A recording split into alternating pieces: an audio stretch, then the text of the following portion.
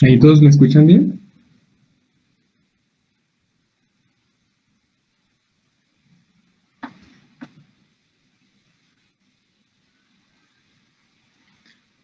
Mm, 43. Ah, perfecto.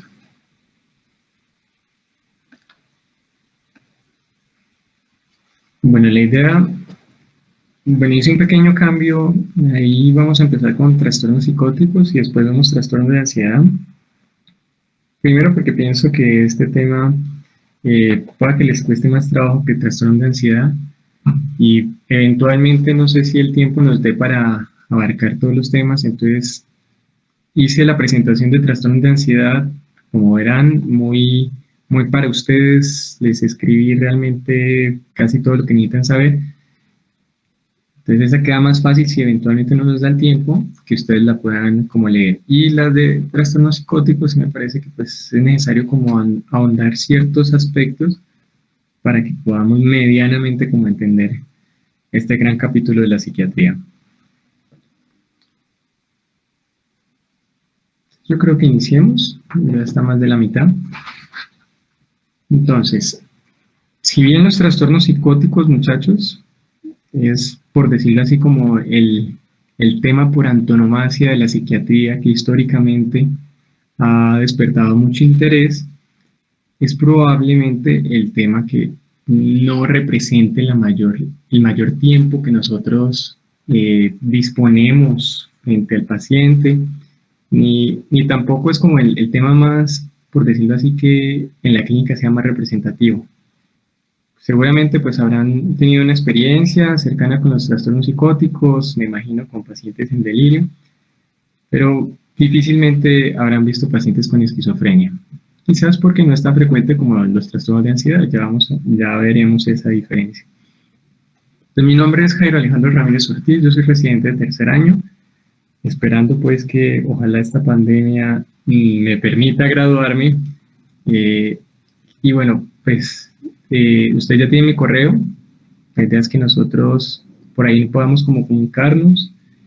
Si hay dudas durante la presentación, me las van haciendo.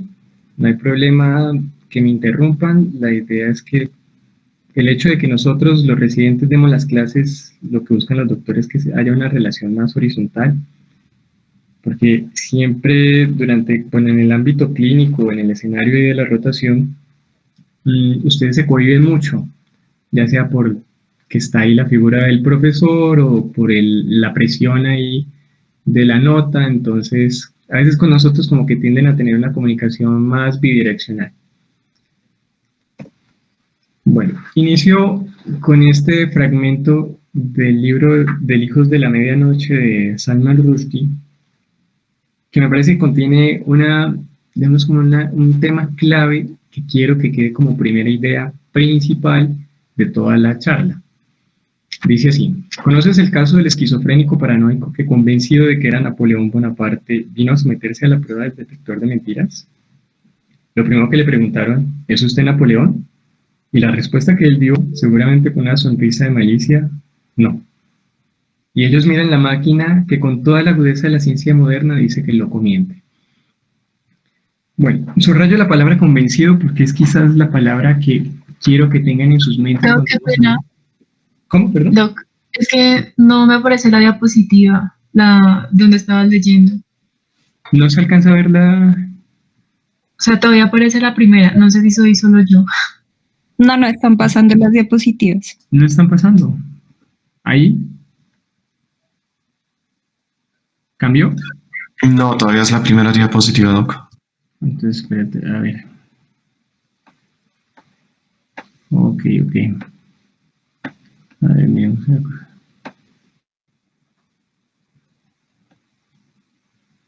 El sonido va bien, ¿sí? Sí, del sonido todo bien.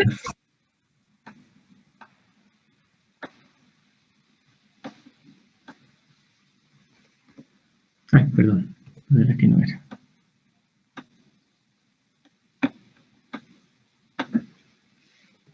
¿Ahí sí cambió? Ya no aparece. ¿Ya no aparece?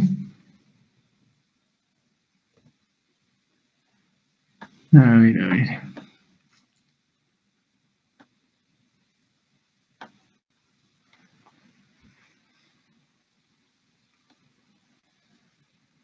Ahí, ¿alcanzan a ver?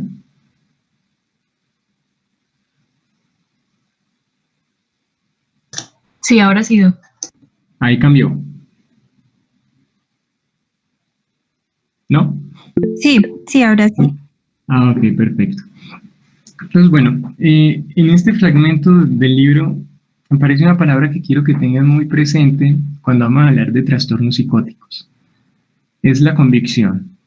Porque muchas veces tenemos en la cabeza de que la psicosis es solo parte de un exceso de imaginación o es parte de una invención muy creativa o se trata de una mentira o a veces caen, digamos, en el juego de pensar que todo paciente psicótico nos está mintiendo o nos quiere jugar la pasada.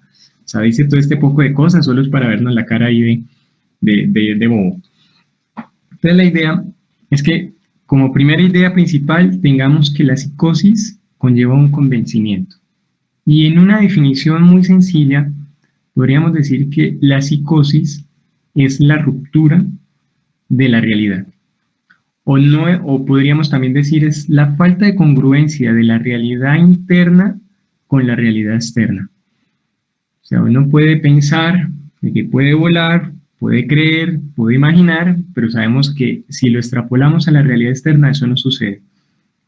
Entonces, la psicosis, en gran parte, hace que el paciente borre esa frontera entre las dos realidades y asuma como la realidad interna la realidad externa o viceversa.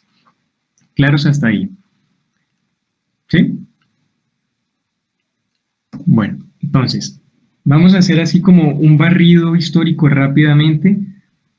Esto principalmente porque les quiero mostrar que si bien la psiquiatría podría tener, o sea, la psiquiatría moderna podría tener su origen hace 2 siglos, quiero que vean que durante estos 2 siglos la definición, la conceptualización no ha cambiado mucho. Quizás el abordaje que se hizo a finales del siglo XIX sigue influenciando nuestros sistemas categoriales y dimensionales de clasificación, como es el DSM-5, que lo tenemos desde hace 7 años. Entonces, si bien hay un referente grande que es Karl Jasper, ahí no aparece en las imágenes, él es como el primer psiquiatra y fenomenólogo que hizo grandes aportes a la psiquiatría moderna y tuvo como discípulo a Emil Kraepelin. Emil Kraepelin, psiquiatra alemán, junto a Kurt Snyder, también, que pues fue a su vez su discípulo, ellos conceptualizaron la visión de la esquizofrenia más cercana a la que hoy tenemos. Doctor, qué pena, no están pasando las diapositivas. No, no están pasando. Vaya. ¿Ahí se ve? Sí, ahora sí. ¿Será que la dejo así y no le doy presentación? O sea, así se ve bien, ¿sí?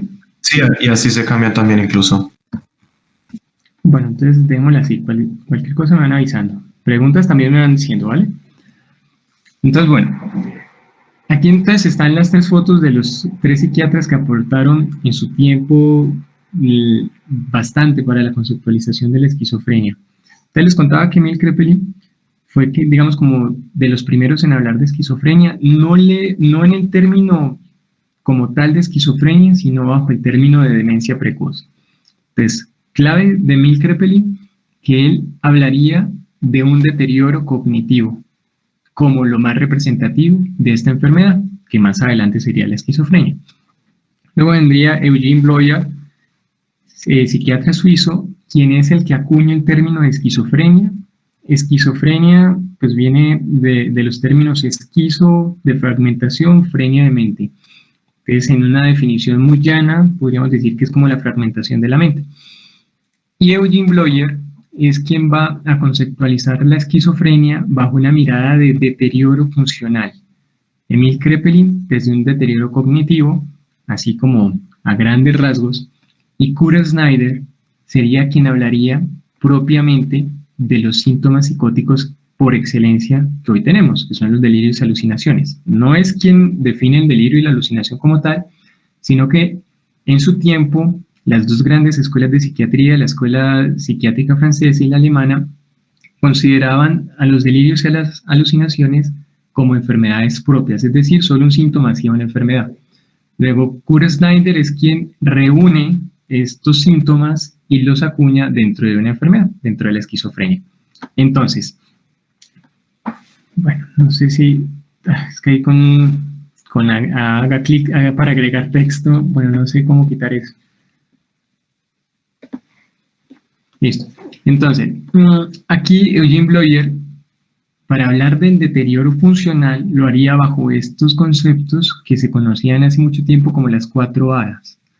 La ambivalencia cognitiva, la incapacidad para tomar decisiones del paciente, una afectividad que iba a ser apagada, como opacada, más bien como plana, podríamos decir, un término autismo que es muy diferente al cual nosotros hablamos hoy por hoy. Autismo solo hacía referencia al aislamiento del paciente y a unas asociaciones que se perdían dentro del discurso del paciente. Digamos así como a grandes rasgos el resumen de lo que dijo Eugene Bloyer. Kurt Snyder sí hablaría de la esquizofrenia, entonces como les digo, agrupando los delirios y alucinaciones, pero él subclasifica todos estos síntomas, los desmenuza y hablaría de 2 grandes grupos. Uno es un grupo que se llamaría síntomas de primer orden y otro de segundo orden, siendo el de primer orden el que tendría más representatividad en el diagnóstico. O sea, es decir, si hablamos como en términos de ahora, podríamos decir que serían los que tienen el valor predictivo positivo más alto. Y aquí, si quiero, de pronto alguien se acuerda cómo se define una idea delirante, por allá desempolvando los libros de sexto. ¿Alguien recuerda?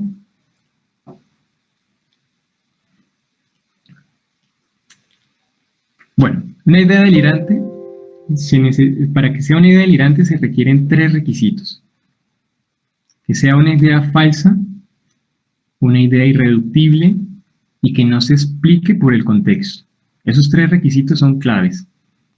Entonces, el simple hecho de ser falsa no condiciona para que sea una idea delirante. O sea, solo es un requisito, más no, digamos, no es suficiente para hacer la categorización de idea delirante.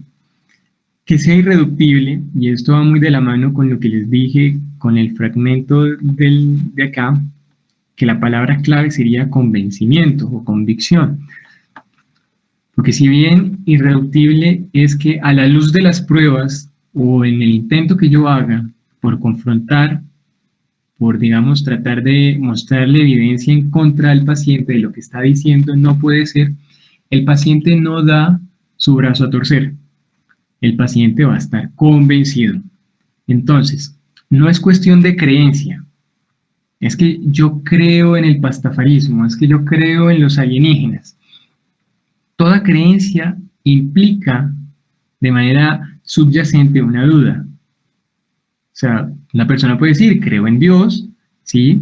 Y está en todo su derecho, eso no lo hace delirante, y uno le diga, bueno, pero ¿en qué se fundamenta su creencia? Entonces, pues ahí de pronto el discurso va a ser un poco vago y no va a poder decir realmente que fundamenta fuertemente. O sea, no estoy diciendo que esté mal creer, no, las creencias están muy bien, no son patológicas, sino que a veces las confundimos en la clínica, pero diferente es que el paciente diga, yo estoy convencido de que existe Dios porque yo lo escucho, porque yo hablo con Dios, ¿sí? Entonces, el convencimiento es lo que le da la particularidad de delirante. ¿Ok? ¿Claros hasta ahí? Eso puede generar ahí bastante confusión. Me va contando cualquier cosa. Ahora, que no se explique por el contexto. O sea, si llega una persona a urgencias muy alterada, muy angustiada, diciendo que lo están persiguiendo, y entonces, bueno, estamos en Colombia, y le dice, ¿quién le está persiguiendo? No, un grupo subversivo, un grupo guerrillero, paramilitares, qué sé yo. Y le dice, bueno, ¿y usted qué hace? No, soy líder social. Ahora, por más raro que suene para algunos, pues es potencialmente posible, ¿o no? Diferente es que la persona de pronto nos esté hablando, no, es que el FBI me está infiltrando información, me llegan unos mensajes de texto encriptados al celular, entonces me están persiguiendo. Entonces, digamos, ahí ya el contexto sería diferente y tocaría entonces sopesar realmente, oiga, esto será falso y está convencido de lo que me está diciendo y no se explica por el contexto, para no decir realmente que es una idea delirante. A veces es difícil, muchachos. O sea, como les digo, hay escenarios donde puede llegar la persona diciendo es que yo estoy convencido de que mi esposa me está haciendo infiel. Entonces uno dice, bueno, eso es potencialmente posible, eso es casi que es muy probable, pero uno tiene que ver es que ese convencimiento en qué se basa. No, doctor, es que salí a la vuelta y la vi con el vecino. Entonces uno dice, bueno, sí. Ahora, diferente es que, no, doctor, lo que pasa es que ella se pone todos los días un vestido rojo con el cual la conocí y tuvimos nuestra primera cita y nos enamoramos, entonces es que eso es porque está saliendo con otro. Y la explicación puede ya entrar en un campo que uno diría, bueno, ya no es como tan explicable en el contexto del paciente, ¿listo? Vamos bien hasta ahí. Entonces, como se habrán dado cuenta, de hecho hay una distinción un poco ahí como difuminada entre qué puede ser potencialmente real y lo que no puede ser potencialmente real. O sea, si una persona habla de que lo persiguen, de que de pronto le están montando los cachos o de pronto que él dice que es la persona más importante en tal ámbito, es que yo soy la eminencia en neurociencias, eso puede ser potencialmente real. Ahora, lo que no puede ser potencialmente real es que la persona comience a hablar de que es que le leen los pensamientos, es que las personas escuchan lo que yo pienso, pueden leer mi mente, pueden saber qué estoy pensando, mi pensamiento se hace sonoro y lo escuchan las demás, hay personas que me meten ideas a la cabeza, hay personas que me roban las ideas de mi cabeza. Entonces, a ese grupo de delirios nosotros les llamamos, muchas veces, pues de manera histórica, a veces hay personas que prefieren no utilizar ese término porque puede confundir, a esos delirios les llamamos delirios extraños, que serían como los más representativos de los síntomas de primer orden. Entonces, lo que habla aquí de difusión de pensamiento, pérdida del pensamiento, pensamientos audibles, esas experiencias donde la frontera de la mente del paciente queda expuesta, es lo que nosotros llamaríamos como delirios extraños. O sea, no puede pasar que alguien venga diciendo, no, doctor, es que a mí me leen el pensamiento cuando estoy por la carrera 30, la señora que vende los jugos sabe que estoy pensando y por eso me mira de esa manera tan rayada. Entonces eso ya no es potencialmente real. ¿Ok? ¿Claros hasta ahí? Entonces, el otro grupo grande que haría de pronto distinción Kuhn-Snyder es las alucinaciones. Entiendo que por la influencia cultural y por la influencia del cine, de las películas, series, se crea que la esquizofrenia, las personas que tienen esquizofrenia alucinan visualmente, lo cual no es del todo cierto. O sea, las alucinaciones características de la esquizofrenia son auditivas. Eso también tiene que quedar muy claro porque siempre patinan ahí. Cuando hay alucinaciones visuales, olfativas, lo primero que uno debe pensar es que el paciente tenga algo orgánico, más que una esquizofrenia, ¿ok? Las alucinaciones auditivas del paciente usualmente son de este tipo. Son muchas voces, no es que me habla siempre una persona, una mujer, no, es que siempre Scarlett Johansson me habla. Ojo, no es de ese estilo. Ahora, tampoco es de un estilo, de una connotación positiva. No, es que Scarlett Johansson me comienza a hablar al oído de que yo le gusto y que vamos a tener una cita. No. El contenido usualmente de las alucinaciones auditivas de alguien con un trastorno psicótico, especialmente en la esquizofrenia, es de un contenido peyorativo. Usualmente son groserías que le dicen al paciente. O sea, usted es un inútil, usted no sirve para nada, bajito, ¿no? Y ya empieza triple tantas y fue tantas, que obviamente le van a dar mucha angustia al paciente. Entonces, por lo general, son múltiples voces que le hablan en ese contenido peyorativo y esas múltiples voces pueden hablar entre ellas y esas múltiples voces muchas veces comentan lo que hace el paciente.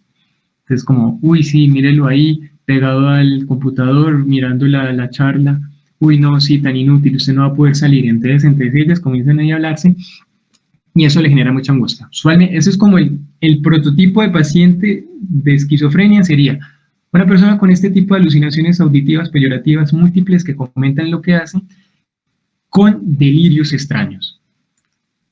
Esto fue lo que aportó Kuhn-Snyder, ¿listo?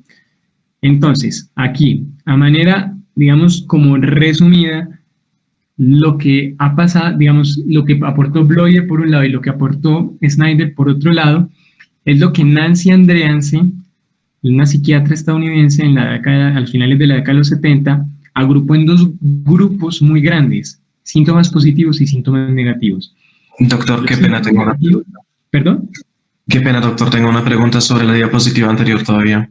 Claro, claro, claro. En el segundo punto mencionan cambios de humor depresivo y eufóricos y sentimientos de empobrecimiento afectivo. ¿Cómo lo podemos interpretar ahí? Sí, correcto. Entonces, bueno, lo que les decía, los de primer orden son los que tienen, digamos, como mayor valor predictivo positivo. Lo otro, al día de hoy, pues, o sea, pierde mucha fuerza. Lo que dijo Kurt Snyder era lo que veía de manera secundaria en el paciente. Ahora, esos cambios de humor depresivos y eufóricos era porque en ese entonces no se había hecho la distinción entre trastorno afectivo bipolar y esquizofrenia. O sea, estaban dentro del mismo paquete. Todo el paciente que decía una cosa extraña, o pues era tomado por loco o por hereje o por, bueno, en fin. Entonces quedaba en un grupo grande donde todo lo psicótico tenía un mismo nombre, ¿listo? Entonces, a esos síntomas de segundo orden no le pongan mucho cuidado. O sea, el empobrecimiento afectivo es lo que Bloyer hablaba como el afecto plano, ¿listo? Otros trastornos de la percepción que ponen ahí, era lo que se veía es que muchas veces en el paciente esquizofrénico hay alucinaciones de orden somático, ¿listo? Entonces son personas que comienzan a sentir que otra persona puede manipular el funcionamiento de su órganos. Es que yo siento que, no, estoy convencido de que la otra persona me mueve los brazos, la otra persona me retuerce los intestinos, que esto va muy de la mano en lo que dice acá en el numeral de síntomas de primer orden, que son experiencias somáticas pasivas. O sea, piensen que alguien psicótico ha perdido la barrera tanto de la realidad interna como realidad externa, pero también ha perdido la barrera de su cuerpo con el entorno. Entonces siente que todo, de manera como activa, le está manipulando su accionar. ¿Listo? Ya lo vamos a ver más claro para que quede, digamos, para que no queden dudas. Vale, muchas gracias. Sí, ¿vamos bien? Entonces, listo. Entonces, tenemos dos grandes grupos. Nancy Andreasen entonces habló, hay dos grupos grandes en lo que vemos en los pacientes esquizofrénicos. A uno los vamos a llamar síntomas positivos, no porque sean buenos, sino porque habla de producción en cuanto al pensamiento y del comportamiento, y negativos porque habla de inhibición del comportamiento y del pensamiento. Si se dan cuenta, en los síntomas negativos hay las 5 A's que son muy parecidas a lo que decía Bloyer. Aquí no puedo mostrar las animaciones. Bueno, entonces, estos 5 de acá son lo que se llaman las 5 A's de la esquizofrenia, que usualmente las preguntan en los parciales, tenganla presente. Pues, aislamiento social era lo mismo que hablaba Bloyer de autismo, afecto plano, que era lo de la afectividad apagada. La alogia es el empobrecimiento cognitivo, o sea, la alogia es cuando la persona produce muy poquito en el pensamiento. Abulia, cuando la persona ya no siente motivación para hacer las cosas, y la anedonia cuando no siente placer por las cosas que antes usualmente le generaba placer o las cosas que normalmente son agradables. Entonces, a este grupo de 5 A's es lo que vamos a llamar síntomas negativos. Y en este grupo de acá, que son las alucinaciones auditivas, ya sabemos cómo son las alucinaciones auditivas del paciente esquizofrénico o con trastorno psicótico, los delirios, que eventualmente, o sea, que en su mayoría van a ser extraños, y a eso le adicionamos 2 cosas, y es desorganización del pensamiento, que es cuando la persona pierde las asociaciones dentro del discurso, o sea, yo no le entiendo qué es lo que me habla. Desorganización de la conducta, pues naturalmente rompe con todos los cánones del comportamiento socialmente aceptado. O sea, que juegue con los excrementos, que salga desnudo a la calle, eso ya habla de desorganización de la conducta. ¿Listo? Entonces, teniendo en mente esto, ya tenemos gran parte de la presentación, porque con esto es que vamos a jugar para hacer los criterios de todos los trastornos psicóticos. ¿Listo? Bueno, no vamos a tener mucho, en aras por el tiempo tan reducido que tenemos, sobre las teorías sobre la esquizofrenia, que es, como les digo, el prototipo de trastorno psicótico, pero si se dan cuenta son muchas las teorías que hay. así a vuelo de pájaro, una teoría psicodinámica que habla de que es lo que les vengo diciendo, que hay una pérdida de realidades, o digamos, eso es lo que se llamaba ego poroso. Una teoría evolucionista, muchas personas creen que la esquizofrenia es el pago que nosotros pagamos por el haber desarrollado el lenguaje. Entonces, a veces dicen que la esquizofrenia es el precio del lenguaje. O sea, en la medida que se desarrolla el lenguaje, con las mismas vías que se desarrollan en el lenguaje, son las mismas vías que permiten que una persona comience a psicotizarse. Pero esto, nada que ver, o sea, solo es así a manera de chisme, ¿listo? No es que se haya confirmado. Teoría genética, en la década de los 50, con el boom de la genética, pues naturalmente se comprobó que había casi que en los gemelos monocigotos, pues había una capacidad de heredarse del 80%, pero sí se daban cuenta que de pronto si se separaban los gemelos, solo o sea, ya llegaba como el 50% de expresión de esquizofrenia. Perdón. O sea que había un componente epigenético, y con todo el mundo de la epigenética pues se descubrieron varios factores ambientales. Las teorías neurobiológicas, que va muy de la mano de la teoría del neurodesarrollo, la teoría neurobiológica la vamos a ver más adelante, que es sobre todas las vías de señalización de neurotransmisores, ¿listo? Entonces esa sí la vamos a ver para entender el funcionamiento de los fármacos. Y la teoría del neurodesarrollo es que se cree que en etapas muy tempranas, alrededor de la gestación, como también alrededor del parto, van a condicionar que el desarrollo, o sea, que cuando termine la poda sináptica, que es cerca de los 18 años, 20 años, es ahí cuando termina el gran neurodesarrollo del cerebro, es ahí donde aparece la esquizofrenia usualmente.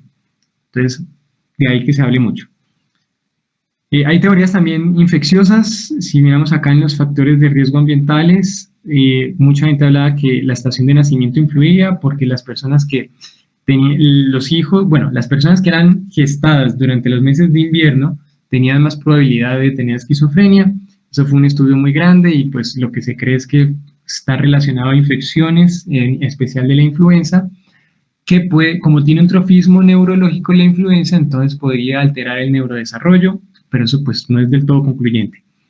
Las complicaciones perinatales, personas que tienen un parto distóxico, usualmente pues tienen más riesgo de desarrollar esquizofrenia.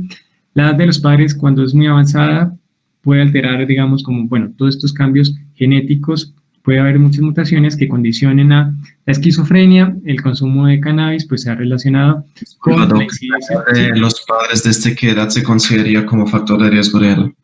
45 años. Pero igual, puede que uno de 45 años tenga un hijo normal. Entonces, digamos, son factores que se han relacionado, todo esto a manera de los cambios epigenéticos que hay. Al son de hoy no tenemos una etiología clara. O sea, tenemos los mecanismos que explican la esquizofrenia, pero no tenemos la etiología clara, ¿listo? Ahora, todo esto de residencia urbana, etnia, inmigración y estrés psicosocial es porque el vivir en una ciudad, el tener, digamos, una condición de riesgo, hace que haya más estrés. Y el estrés, sí, digamos, se ha relacionado con o sea, digamos, un estrés temprano en la infancia, de adolescencia temprana, se ha relacionado con desarrollo de la esquizofrenia, ¿listo? Entonces, teoría neurobiológica, como les comentaba, todos los sistemas de señalización de neurotransmisores están relacionados. Especialmente vamos a hablar del dopaminérgico y el glutamatérgico, pero lo vamos a ver después de la parte clínica para que podamos entender bien el manejo de los antipsicóticos, ¿listo? Entonces, no se preocupen, yo les paso la presentación, no se afanen, voy a hacer un poco más rápido, ustedes van a tener la presentación, entonces ahí miran con detenimiento los criterios. Pero lo que yo quiero es que, o sea, no se hagan la idea de que esto es una manera de que tenemos una Biblia o un gran diccionario que es el DSM y con eso nos basamos, no. O sea, solo es para ponernos de acuerdo. O sea, estos criterios es para hablar entre clínicos, ¿sí? No se trata de poner estos criterios y encasillar al paciente sí o sí. O sea, es que acá dice que tiene que llevar 6 meses, el paciente no lleva 6 meses, entonces no puede entrar en el diagnóstico. No. O sea, tampoco podemos hacer así de extremos y de rígidos. O sea, esto es una guía basada en datos epidemiológicos. Eso es lo que quiere decir el DSM. Es solo un manual de datos estadísticos para el diagnóstico psiquiátrico, ¿listo? Entonces no es que sea mejor dicho, la guía que tenemos que seguir sí o sí, con los ojos vendados y creer plenamente en ella. ¿Ok? Entonces, bueno, miren acá, esto es tomado del DSM-5. Importante, en el criterio A, si ven, hay unos 5 numerales, donde el numeral 1, 2, 3 y 4, que son delirios, alucinaciones, discurso desorganizado o pensamiento desorganizado, y un comportamiento desorganizado. Esos 4 ya sabemos que se llaman síntomas positivos, ¿cierto? Ya los vimos, sabemos cómo son los delirios, sabemos cómo son las alucinaciones, sabemos que un discurso desorganizado y un comportamiento desorganizado. Y un quinto son los síntomas negativos. Entonces, con esos 5 grandes grupos, entonces pues ya podemos comenzar a jugar con todos los criterios diagnósticos. Entonces, vamos a empezar a hablar de la esquizofrenia, que es, digamos, como les digo, es por excelencia el trastorno psicótico, donde su epidemiología es bastante particular porque en todos los países tiene un comportamiento muy llamativo, y es que sea un país pobre, sea un país muy desarrollado, sea un país en guerra, sea un país escandinavo, la prevalencia es del 1%. Entonces eso siempre ha llamado la atención de que por más de que uno eche mirada de los factores ambientales, de los factores genéticos, la prevalencia es del 1%, y eso no se ha podido explicar muy bien por qué.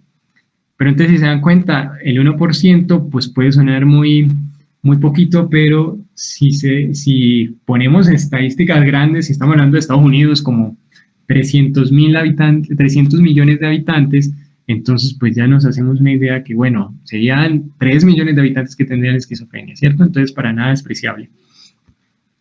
Entonces, el criterio A quiere decir que debe tener 2 o más de los siguientes, de los 5 numerales que tenemos ahí, durante un mes seguido, o menos si se ha tratado, si se ha dado antipsicótico, y al menos uno de ellos 2 debe ser o un delirios o alucinaciones, o puede ser discurso desorganizado, ¿listo? O sea, es decir, un paciente que está delirando, diciendo que la gente en la calle puede escuchar lo que piensa, lleva así un mes, ¿listo? Pero con eso no es suficiente para hacer el diagnóstico, porque uno puede tener un hipertiroidismo no tratado y puede estar un mes diciendo eso. Entonces, en la parte B habla del compromiso funcional.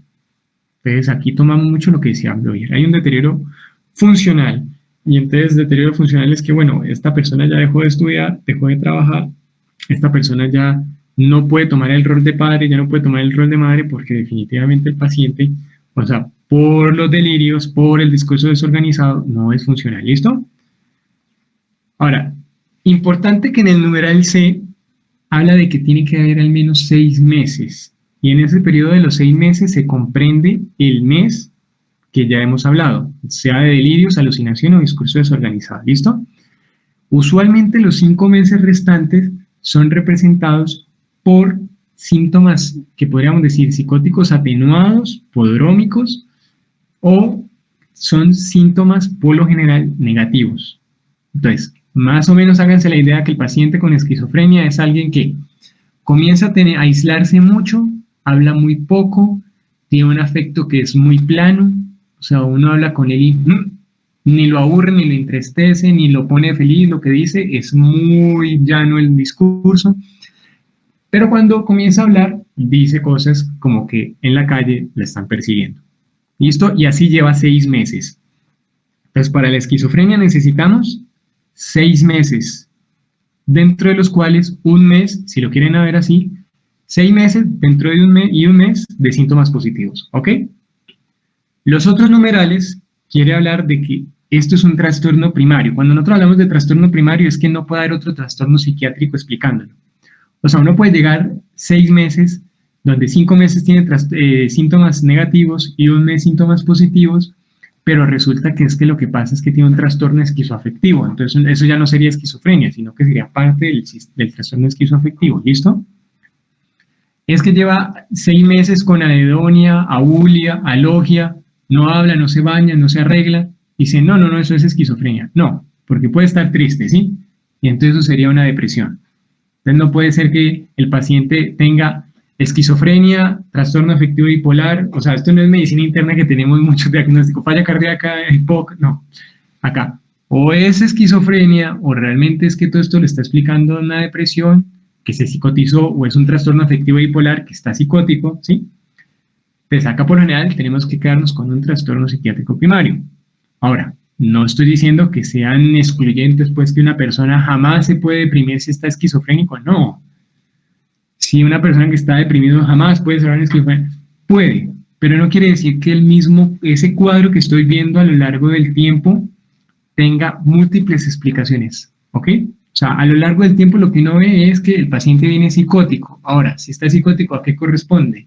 Entonces dice, lleva 6 meses, síntomas negativos, tiene un mes de positivos y la persona no está deprimida, no está muy contenta, que digamos, no está maníaca, no tiene una enfermedad de base, no tiene, pues, digamos, no consume sustancias psicoactivas, o sea, que directamente puedan explicar el cuadro. Entonces uno dice, no, esto es una esquizofrenia, ¿ok? Acuérdense, y yo creo que siempre les han enseñado ahí a nivel de lo que, bueno, durante toda la carrera, que uno siempre, lo psiquiátrico es lo último que piensa, ¿no? Bueno, realmente no debería ser así porque pues uno, pues por frecuencia es más probable que tenga, digamos, una esquizofrenia a que tenga un tumor en el cerebro. Entonces, pero uno no puede quedarse y casarse de una con el diagnóstico de la esquizofrenia porque no falte pues que se excluye por allá el tumor encefálico y uno toda la vida diciéndole que es esquizofrénico cuando se puede haber operado, ¿cierto? Entonces, el ejercicio de ustedes como médicos generales que van a hacer muy prontamente, tiene que ser armarse de mucho valor, descartando muchas cosas, o sea, cuando digo muchas cosas, porque ya les vamos a ver, o sea, que puede haber demasiado que esté explicando la esquizofrenia, descartando eso, y usted viendo, oiga, si esta persona ya no se arregla, dice cosas que son falsas, irreductibles, y no se explican por el contexto, alucina, son voces, y definitivamente dejó de trabajar, entonces, no, si este me parece que tiene una esquizofrenia, listo, ahí sí lo remito, ¿vale? No puede pasar que el paciente llegue diciendo algo extraño, diga, no, este está loco, es psiquiatra. Llegó a urgencias diciendo que lo están persiguiendo y psiquiatra. No, tampoco. ¿Listo? Bueno, para hablar un poquito del pronóstico, así a grandes rasgos, los síntomas positivos son de mejor pronóstico que los negativos. O sea, si un paciente tiene predominantemente delirios y alucinaciones, le va a ir mejor si solo tiene alogia, abulia, afecto plano y anedonia. Y esto es porque los antipsicóticos son muy efectivos para los síntomas positivos, más que los síntomas negativos, ¿ok? O sea, si una persona viene delirando a las urgencias y usted le ponen aloperidol, puede dejar de delirar, sí, pero una persona que lleva 6 meses sin bañarse, sin arreglarse, con poca producción verbal y cognitiva, si usted le pone aloperidol, no se le va a pasar de una, ¿listo? Entonces, pronóstico favorable, síntomas positivos, ¿listo? Entre más tarde se aparezca la enfermedad, mejor pronóstico. Entre más temprano, pues de manera contraria, es decir, si aparece a los 15 años, piénsenlo de esta manera, una persona que no ha formado personalidad, que no ha tenido un desarrollo cognitivo completo, que no ha terminado su poda sináptica del neurodesarrollo, si aparece esta esquizofrenia tempranamente, lo va a joder. ¿Listo? Si aparece ya cuando la persona tiene 35 años, ya ha hecho medicina, ha hecho una residencia de psiquiatría, entonces pues seguramente le va a ir mejor, ¿ok? Aquí hay otra cosa que hay que decir y es que por lo general a los hombres le aparece la enfermedad más temprana que a las mujeres. Por ende, a las mujeres les va mejor en la esquizofrenia que a los hombres. Bueno, vamos rápido porque el tiempo no nos va a dar. Bueno, es más o menos lo que les digo. Acá pues hay varias condiciones que hay que pensar para descartar y decir, bueno, ¿qué tal que esta esquizofrenia no sea una enfermedad de Wilson? ¿Qué tal que no sea una porfiria? ¿Qué tal que no sea una deficiencia de vitamina B12? Cosas que se pueden como intervenir y tratar. Recuerden que, por ejemplo, en el lupus, si recuerdan muy bien, dentro de sus criterios, uno de esos criterios está la psicosis, ¿cierto? Entonces, no descuiden al paciente que porque está diciendo cosas raras, entonces ya no merezco ni examinarlo, ya la persona dejó de ser de mi competencia. No, muchachos. traten en la medida de lo posible como, venga, ¿y qué pasó? No, es que él se cayó y después del golpe comenzó a decir pendejadas. Bueno, ya ustedes tienen que armar ese valor, ¿listo? Para llegar a decir ese diagnóstico. Doctor, una pregunta. Sí, claro. Sí, sí. ¿Cómo abordamos los pacientes que como tal tienen también autolesiones? Eso lo podríamos como que pues colocar en el contorno también de los delirios que el paciente mismo tiene, pues hace autolesiones como tal y podrían explicar una esquizofrenia también, o sería como que más hacer un diagnóstico diferencial. Bueno, hay que tener cuidado ahí. O sea, tocaste un tema muy importante. A ver, usualmente las personas con cuadros psicóticos se terminan suicidando. Naturalmente el 10% de los esquizofrénicos se suicida.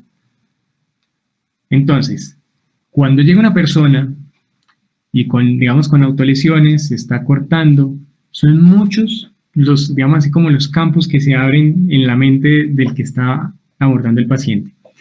Primero, una autolesión no es sinónimo de intento de suicidio. Eso es lo primero que tienen que tener en cuenta. O sea, una autolesión puede ser parte de un trastorno obsesivo compulsivo y cortarse es parte de la compulsión. Eso lo vamos a ver en la otra clase, ¿listo? Un cutting, digamos, podría enmarcarse dentro de eso. Una persona que se corta puede ser es que no controla sus impulsos. Entonces ya no sería compulsivo, sino que sería un problema de control de impulsos. Una persona se corta porque cree que debajo de la piel tiene un chip con el cual lo escuchan. Entonces eso sería dentro de lo psicótico. ¿Listo? Entonces uno diría, bueno, esta persona se está autolesionando y pareciera que fuera secundaria a un trastorno psicótico. O sea, la autolesión siempre hay que buscar el trastorno primario de base. Esta persona se está cortando, está psicótica. Miramos, está psicótica, si está psicótica, uno dice, bueno, cumple criterios para esquizofrenia. Entonces, uno ahí diría, listo, voy a iniciar tratamiento siempre y cuando yo haya descartado todo lo demás, ¿no? O sea, el tener el corte no habla digamos, de severidad o de peor pronóstico en la persona que está psicótica, no. O sea, sería el mismo abordaje del que está psicótico. O sea, lo que no quiero es que piensen... Sí, digamos que él como tal, pues, o la paciente se está autolesionando e inculpando a otras personas con historias que no tienen ningún sentido, pues como que características de la esquizofrenia que ya hemos visto, ¿cómo lo podemos entonces interpretar? Ok, o sea, ¿qué haría parte de qué síntoma? ¿Más o menos te entiendo? ¿O? Sí, si realmente lo debemos abordar primeramente como una esquizofrenia o si debemos hacer más diferencial ahí. No. O sea, tienes que ser diferencial. O sea, usualmente los que se cortan sin hacer intento de suicidio, sin estar psicóticos, son adolescentes y los adolescentes son muy ambivalentes. Ojo. O sea, puede llegar la persona diciendo, no, es que yo me corto porque mi papá no me deja ir a la rumba, es que mi papá me coacciona, es que mi mamá tal cosa. Entonces, el hecho de cortarse no habla digamos, de una psicopatología grande y grave. Tienen que hablar es de la motivación. Bueno, listo, no me expliques por qué te has cortado, sino explícame qué te llevó a cortarte, o sea, puntualmente haciendo la distinción, aunque pareciera muy, muy sencilla, la persona dice, ¿qué pasó antes de que te cortaras? Escuché una voz que me dijo, córtate, entonces dice, este está psicótico. No, es que peleé con mi papá y estaba tan bravo que descargué mi ira cortando. La verdad, doctor, es que no quiero vivir, me corté. ¿Listo? O sea, el simple corte no habla de tal como tal, de un trastorno asociado. Ahí toca discriminar y toca ser como más, más específico. Ahora, una persona con esquizofrenia que se corte, entonces usted podría decir, bueno, esto es parte de la psicosis, pero también estaría enmarcado dentro de una desorganización del comportamiento. ¿Listo? O sea, que haría parte de los síntomas positivos. Usualmente, y creo que de pronto eso puede generar otra pregunta, es que, o sea, uno tiene en la cabeza que el esquizofrénico es agresivo, violento, no, eso no, todo lo contrario. El paciente con esquizofrenia es una persona que está muy asustada, está muy nerviosa por todas las alucinaciones que tiene, y es una persona que rara vez es agresiva y rara vez, digamos, va a actuar.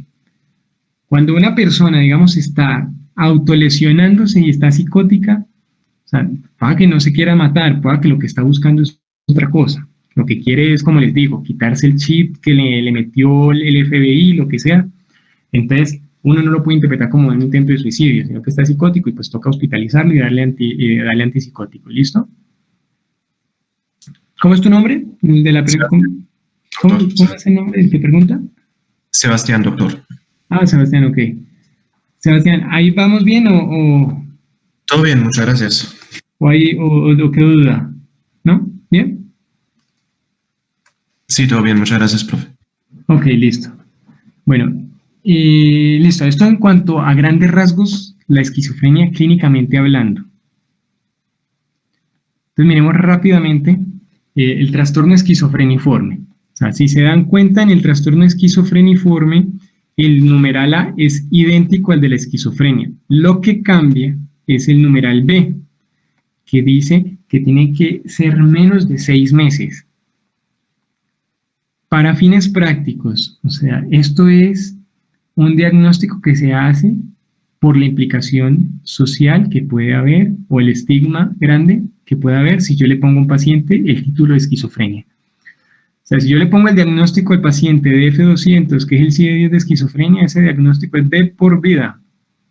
Entonces, digamos, no hay nadie que se lo quite. O sea, si llega un médico general y le pone esquizofrenia, llega el otro médico general y le dice, es un paciente con esquizofrenia, todo lo que diga y todo lo que haga va a ser de esquizofrenia.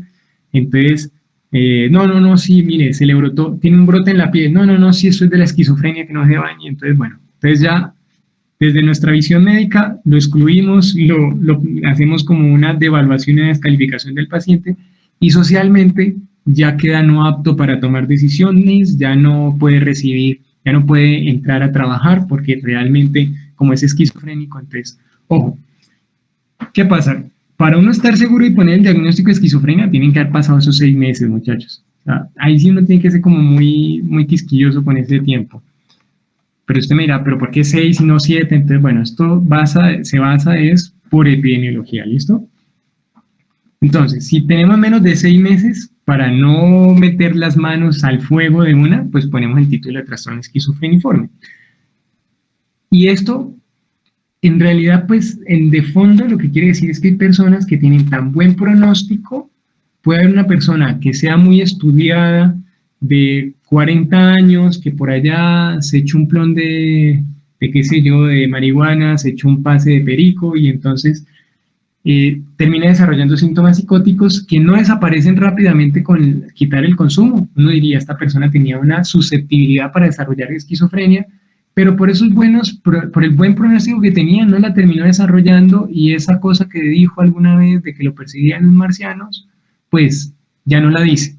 Entonces, esta persona, digamos, uno la encasillaría en el trastorno esquizofreniforme, porque además solo fueron 4 meses que estuvo así y listo. Ahora, si la persona, digamos, puede ser este mismo caso, pero ya llevamos 7 meses, es muy poco probable que ya salga de ese cuadro. Y ahí sí podemos poner el diagnóstico de esquizofrenia. En esencia es lo mismo.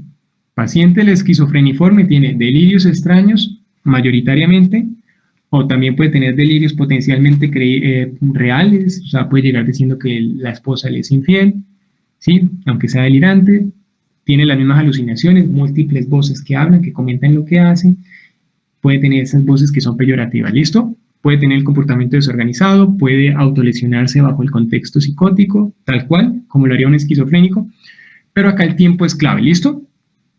Entonces, no hay lío con ese diagnóstico. Ahora miremos el trastorno esquizoafectivo. Una pregunta. Sí, claro.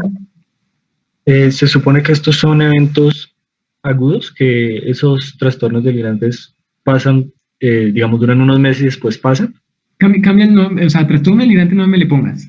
Perdón, bueno, los síntomas positivos que él presenta son durante un tiempo y después desaparecen. No. O sea, aquí para términos del diagnóstico decimos que 1 mes de síntomas positivos y 6 meses de negativos, pero no. Lo que uno ve en la práctica es que el paciente delira y delira toda la vida o delira 7 meses, delira 8 meses. Lo que pasa es que hay casos de esquizofrenia en los que uno ve solo síntomas negativos. El tiempo pasa y solo es un deterioro cognitivo, no habla, no siente placer, hace muy pocas cosas, no trabaja, no estudia. uno habla con él y es un afecto muy plano, y pueda que él no tenga no verbalice los delirios, y puede así durar 2 años. Entonces uno dice, bueno, a eso es lo que antes se le llamaba esquizofrenia simple, pero bueno, no toquen ese tema que eso es solo histórico. Entonces pueda que solo tenga síntomas negativos, pero por allá, ya después de 10 años, es que, salió el delirio.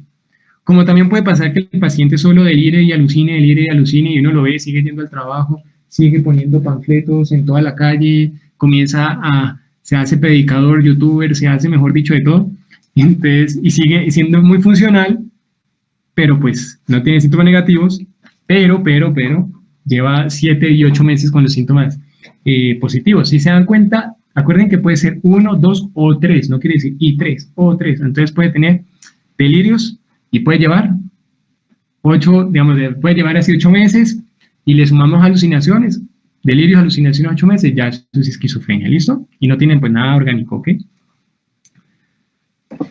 Otra pregunta. Sí, claro. Digamos un evento corto que no lo pueda clasificar como esquizofrenia, que mejore, pero vuelve a presentar nuevamente otro evento, no sé, unos años después. Ok, o sea, que haya hecho un esquizofreniforme. Sí. Y que, digamos, o sea, fueron 5 meses y luego por allá a los 2 años volvió a tener síntomas psicóticos. Exacto. Entonces lo primero que tienes que, o sea, toca mirar es, oiga, ¿será que esta persona es que tiene algo orgánico? ¿O será que esta persona está consumiendo sustancias y por eso se psicotiza? ¿O tiene una esquizofrenia? O sea, en ese caso, sí uno diría que sería más esquizofrenia a que poner otra vez trastorno esquizofreniforme. O sea, trastorno esquizofreniforme se pone solo una vez. No se pone muchas veces, porque ahí sí no tendría razón de ser, ¿listo? O sea, la persona que tenga a lo largo de su vida varios episodios psicóticos, lo primero que uno descarta es que no sea asociado a consumo, que no sean, como vamos a ver ahorita, trastornos psicóticos agudos, ya vamos a verlo, la otra clasificación. Pero si cumple todo para una esquizofrenia, o sea, por un esquizofreniforme y otra vez vuelve a presentar y cumple todo para un esquizofreniforme, lo que yo digo es que es una esquizofrenia, ¿listo? Descartando pues todas las posibilidades. ¿Como tal se comporta así con eventos agudos o hace parte de otro? ¿Refieres a un estresor? O sea, digamos... Me refiero que una pandemia y se enloqueció. ¿Sí? Es esquizofrenia, que si es continua o siempre suelen presentar así. No, ya te entiendo, que si no te escuchaba. No, la esquizofrenia es continua, crónica, deteriorante. ¿Listo? Que puede haber momentos de mejoría, de remisión parcial. O sea, lo que uno ve usualmente en el paciente con esquizofrenia es que cuando yo le empiezo el tratamiento, el paciente mejora no dice pendejadas, no dice cosas raras, no dice cosas terribles, ¿sí? Pero el paciente sigue muy con síntomas negativos. Y eso es lo que uno usualmente ve, toda la vida llena de síntomas negativos, y de vez en cuando deja de tomarse el medicamento y ¡pum! Otra vez aparecen los delirios y las alucinaciones. Se vuelve a tomar el medicamento, desaparece, pero él sigue con su abulia, su aplanamiento afectivo, ¿listo? Por eso los síntomas negativos son de peor pronóstico. Muy bien, muy buenas preguntas. Había otra, ¿cierto? Profe, tengo otra pregunta. Sí, ¿qué diferencia tiene, aparte de pues, las implicaciones sociales, legales, emocionales, de darle estos diagnósticos de esquizofreniforme? Es decir, ¿tiene alguna implicación en el tratamiento? ¿Lo diferencia también? No. O sea, hay una ventaja en la psiquiatría, muchachos, y es que para todos los trastornos psicóticos solo tenemos antipsicóticos y ya. Sea esquizoafectivo, sea delirante crónico, sea psicótico agudo, sea esquizofrenia, el tratamiento es el mismo, ¿listo? O sea, estas clasificaciones son más para el psiquiatra, porque en últimas usted le va a dar la misma risperidona, la misma olanzapina, llámese como se llame, ¿listo? No se preocupen. Así igual con el trastorno de ansiedad, vamos a ver que el mismo tratamiento es para todos. Igual para la depresión, llámese como se llame, el tratamiento es igual, ¿listo? En eso sí tengo una ventaja, ¿listo? No es que como es lupus le doy tal medicamento, como es artritis reumatoidea le doy tal medicamento. Bueno, no, acá no pasa. Acá le damos antipsicóticos y pare de contar, ¿listo? Eso es una ventaja. Usted a la persona con esquizofreniforme le da tratamiento, porque es que, o sea, pueda que usted cogió al paciente cuando lleva 5 meses, pero usted no le asegura que en un mes sigue igual, entonces ya cumple criterios para esquizofrenia. O sea, ahí es solo, la clasificación es retórica. O sea, la clasificación es retórica, básicamente. Porque práctica, nosotros actuamos como si fuera una esquizofrenia, pero no le ponemos ese nombre para no tener esas implicaciones sociales. ¿Listo? Pero clínicamente, como se dan cuenta en los criterios, es lo mismo. ¿Ok? ¿Se respondió la pregunta? Sí, señor. Y el tratamiento en caso, o sea, digamos que lleva 4 meses, no lo sabemos, pero pues ese trastorno esquizofreniforme está predestinado a ser una esquizofrenia. ¿El tratamiento disminuye la probabilidad de que se convierta o no? Que progrese, que así no escuché, perdón. O sea, que el que progrese. Evita que progrese. Sí, o sea, cuando no digamos, todavía es esquizofreniforme. Si por más que yo le ponga tratamiento, para que yo controle lo positivo, pero lo negativo va a seguir. O sea, los síntomas negativos va a seguir. De tal suerte que la persona, o sea, si va a tener esquizofrenia, el tiempo mismo se encarga de mostrarnos que, oiga, sí, el paciente sigue muy deteriorado, no está yendo a trabajar, no está yendo a estudiar, ya no habla de los marcianos, pero no va a trabajar. Entonces, indudablemente decimos que es una esquizofrenia, ¿ok? Ahora, no quiero que se afanen por las clasificaciones. O sea, estos son nombres que, en últimas, ustedes lo que hacen, como médicos generales, siempre ponen trastorno psicótico no especificado. Le ponen tratamiento y lo remiten. Pero usted ya tiene en mente que es esquizofrenia, solo que no lo ponen para no envainarse. Dejarle al psiquiatra que ponga ese diagnóstico, ¿listo? Bueno, este trastorno esquizoafectivo puede ser muy complicado de entender. De hecho, hasta entre los psiquiatras es difícil entenderlo porque no se trata de que sea, por ejemplo, acá, que uno dice, por ejemplo, especificar si es como de un tipo bipolar o un tipo depresivo, porque pues si bien el nombre como lo dice, ustedes ya se imaginarán, entonces tiene una parte que sería esquizofrenia y una parte que sería como del trastorno afectivo bipolar, ¿listo? Esto es como lo que uno ve hoy por hoy en la psiquiatría, es que más que hablar como enfermedades que son aisladas, que solo toca un dominio cognitivo, un dominio funcional, lo que vemos que son enfermedades que atacan toda la esfera mental y por ende cada vez se quiere como hablar de unos espectros. Entonces uno habla de como un espectro entre la ansiedad y la depresión, un espectro entre lo psicótico y lo afectivo, ¿sí? Uno no hablar de un espectro desde la personalidad hasta la psicosis, pero con eso no quiero que se me enreden mucho. Lo que tienen que saber es que lo siguiente, el esquizoafectivo, ustedes le van a dar antipsicótico, ¿sí? Si durante el tiempo de la persona está psicótica y después ven que está muy deprimida, cumple los criterios para depresión o se pone muy maníaca, pues le ponemos el estabilizador del ánimo o el antidepresivo, ¿listo? O sea, en últimas, el tratamiento no es que vaya a cambiar sustancialmente. El cuadro clínico de alguien con trastorno esquizoafectivo es más o menos así.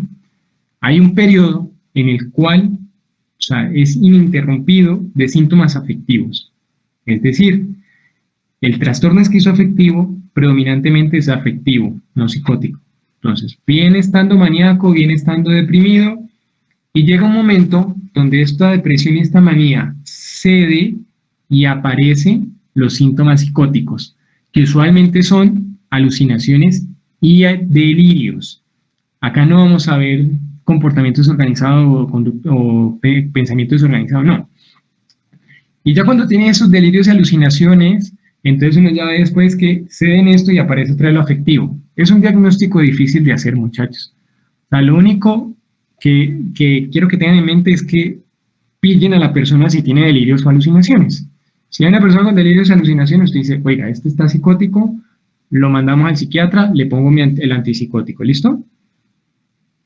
Entonces no quiero que como que se me enreden mucho con las clasificaciones. Ahora, el trastorno delirante o el trastorno delirante crónico, como antes se llamaba. Acá, como su nombre lo dice, pues nada más vamos a ver delirios. Acá no vamos a ver síntomas negativos y acá no vamos a ver conducta desorganizada ni comportamiento desorganizado. Rara vez pueden aparecer alucinaciones, pero si aparece la alucinación tiene que ver mucho con el delirio. Usualmente el trastorno delirante son los trastornos o bueno, digamos como los subtipos que uno como que ha escuchado en la literatura, por ejemplo, el erotomaníaco, el que se llamaba el síndrome de Clerenbaugh, el de grandiosidad, o es el síndrome de Don Quijote, el celotípico, o es el síndrome de Otelo, el persecutorio somático, bueno, de acuerdo al tipo del delirio, es que pues uno lo encasilla. Ahora, usualmente en el trastorno delirante hay un delirio, diferente a la esquizofrenia, que hay muchos delirios. Este tipo de delirio en el trastorno delirante, por lo general, casi siempre, es potencialmente real. Diferente, o sea, el que tiene el trastorno delirante jamás va a llegar a decir que le leen el pensamiento, que le controlan el pensamiento, que le escuchan los pensamientos, no. Rarísimo. Si pasa eso, pensar que de pronto es que sea una esquizofrenia que hay camuflada, ¿ok? Entonces, si llega una persona diciendo, o sea, si a mí me llega la consulta, doctor, es que Shakira está enamorada de mí y mi familia se pone brava cuando yo hablo. ¿Y usted qué hace? No, pues yo soy productor musical, yo trabajo en la televisión, me va muy bien, trabajo para Caracol, RCN, lo que sea, pero es que Shakira está enamorada de mí. Y uno dice, bueno, pero ¿usted cómo se ha dado cuenta que Shakira está enamorada de usted? No, pues que cada vez que ella mueve la cadera, la inclina hacia donde yo estoy. O sea, como que haciéndome una invitación, me seduce en televisión. Ok, pero usted ha hablado con Shakira, usted de pronto ha compartido con Shakira. No, doctor, pero es que es claro cuando ella comienza. Entonces el paciente está convencido de algo que es falso, o puede ser potencialmente real, o sea, nadie le quita, puede ser un man muy pintoso y todo, y llegar y decir que Shakira está detrás de él, pues bueno, ¿quién quita, no? Uno no va a saber. O sea, es potencialmente real. Diferente a que llegara diciendo, es que Shakira controla mis pensamientos, me mete ideas en la cabeza y me habla al oído. Entonces uno dice, pues pucha, no, eso sí ya no, ¿cierto? ¿Claros hasta ahí? Entonces, ese caso de Shakira sería erotomaníaco. Pero también puede ser el que les he venido diciendo, el celotípico o el síndrome de Otelo, por la obra de Shakespeare. O sea, puede ser una persona que realmente lo único que tiene en su cabeza es que la esposa le está siendo infiel. Pero si no hablamos de que la esposa le es infiel, la persona es completamente funcional. Hace poco nosotros tuvimos un caso de un paciente que decía que la de Messier Periné, ¿cómo es que se llama? Catalina, la cantante, estaba tragado de él, y era médico el man. El médico trabajaba, funcionaba muy bien, no les puedo decir dónde trabajaba, pero bueno, es un lugar a donde ustedes rotan. Él trabajaba y era muy buen médico, pero cuando uno le tocaba el tema de Messier Periné, entonces el man, ahí sí ya botaba todo su delirio. Solo tenía ese delirio, no alucinaba, no tenía logia, no tenía bulia, no, antes trabajaba muy bien. Él tenía un cuadro erotomaníaco. ¿Listo? Un síndrome erotomaníaco, un trastorno delirante. Tratamiento antipsicótico. Pero entonces, ¿qué pasa? Acá, como es potencialmente real el delirio, las personas son muy reacias a tomar el tratamiento. Porque, pues, digamos, esta persona, como le encuentra una lógica plausible a su delirio, rara vez va a tener como mucha adherencia el psiquiatra. O sea, esta persona médica obviamente va a decir, no, pero yo que voy a necesitar psiquiatra, yo conozco muy bien, sé cómo es todas estas cosas, sé cómo funcionan los antipsicóticos, y yo tengo muy claro que esta muchacha, Catalina, está detrás de mí, ¿sí? Entonces uno dice, bueno, el punto es, como el delirio no le genera tanto sufrimiento en este caso, sino que antes puede entrar dentro de una fantasía, dentro de algo de placer, entonces pues, digamos, la persona no sufre y por ende casi no busca ayuda, ¿listo? Pero igual, toca darle antipsicótico, ¿no? No vaya a ser que después vaya y se le aparezca ahí a Catalina y vengo por lo que todo me has propuesto y bueno, en fin, haga un show como ya han visto ustedes en muchas novelas. Bueno, por último, el trastorno psicótico breve, que es un poco lo que estaban mencionando ahí. Si se dan cuenta, el numeral A tiene los mismos 4 numerales que la esquizofrenia,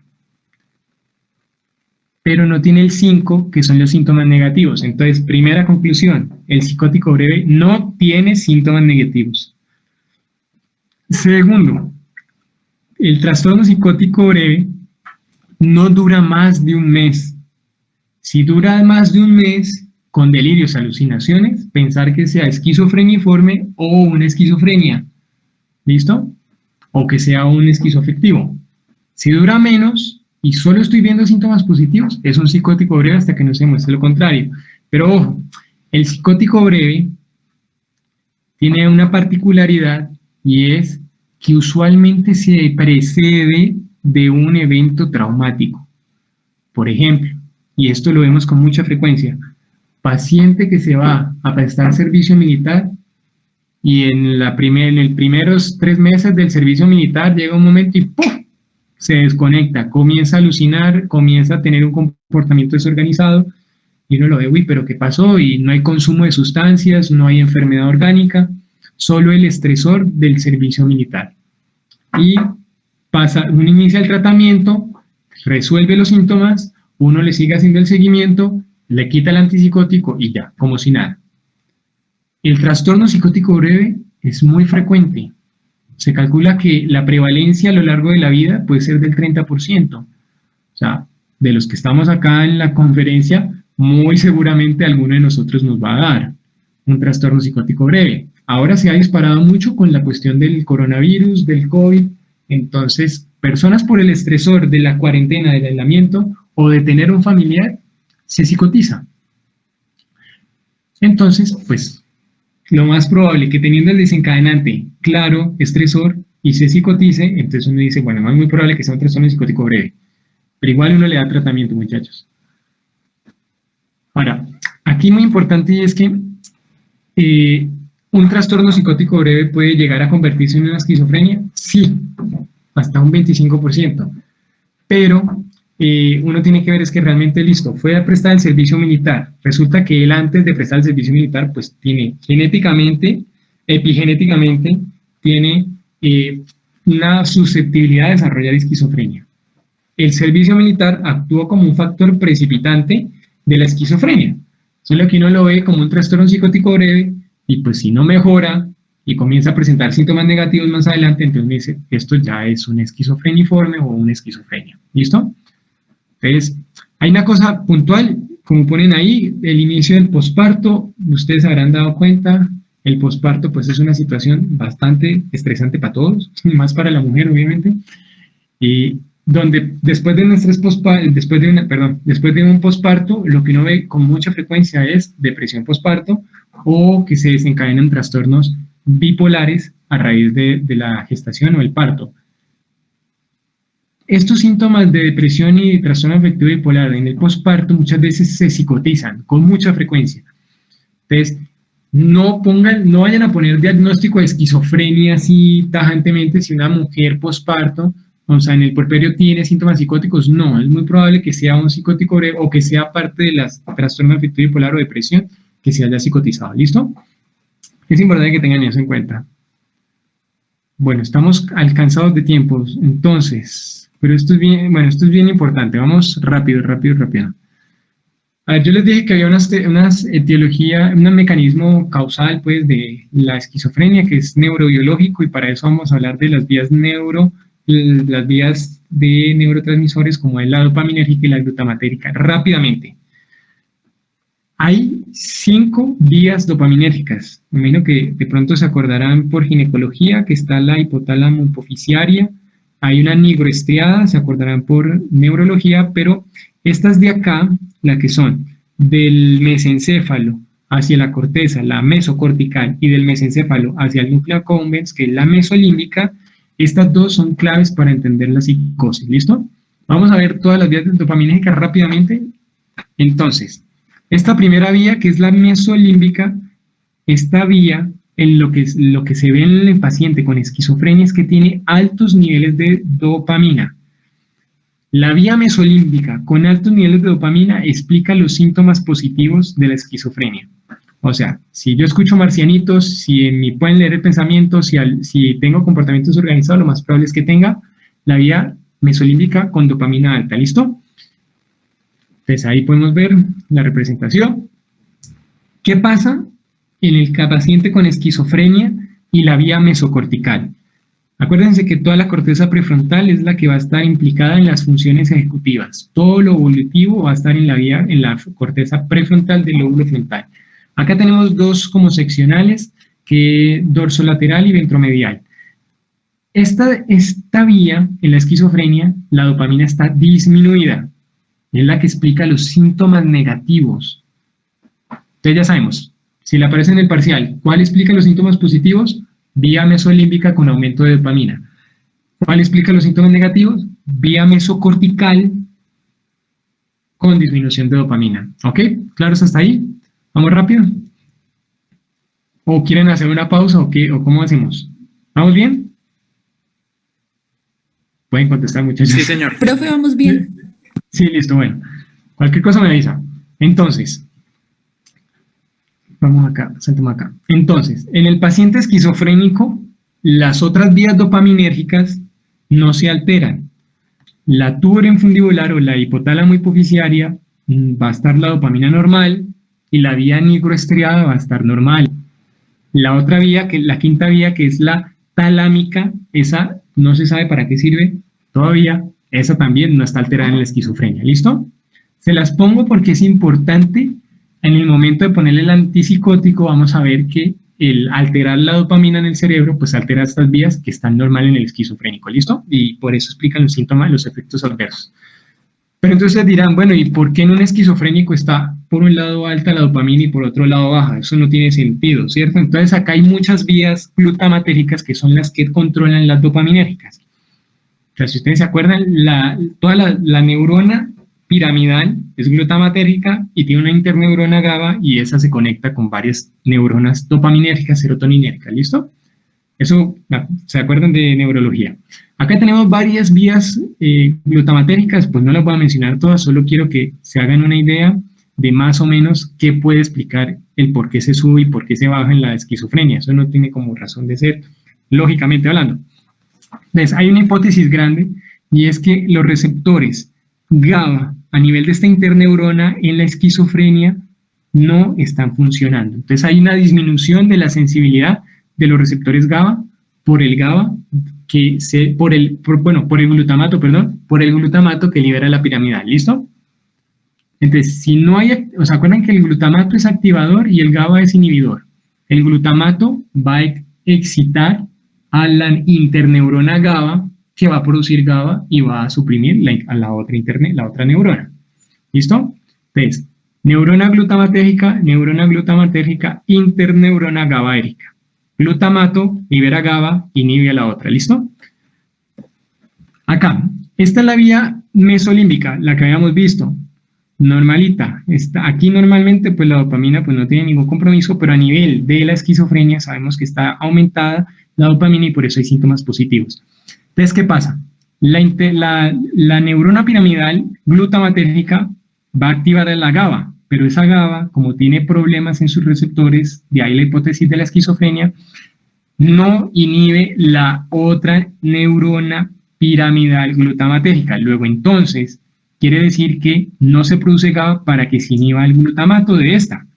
Como no se inhibe el glutamato, se expresa mucho glutamato acá en el mesencéfalo y se libera mucha dopamina. ¿Claros hasta ahí? ¿Por qué se aumenta la dopamina? Porque no está funcionando la interneurona. Pero ¿qué pasa a nivel de la vía mesocortical? Lo primero es que tienen que darse cuenta que en esta vía hay dos interneuronas. Una está acá y otra acá.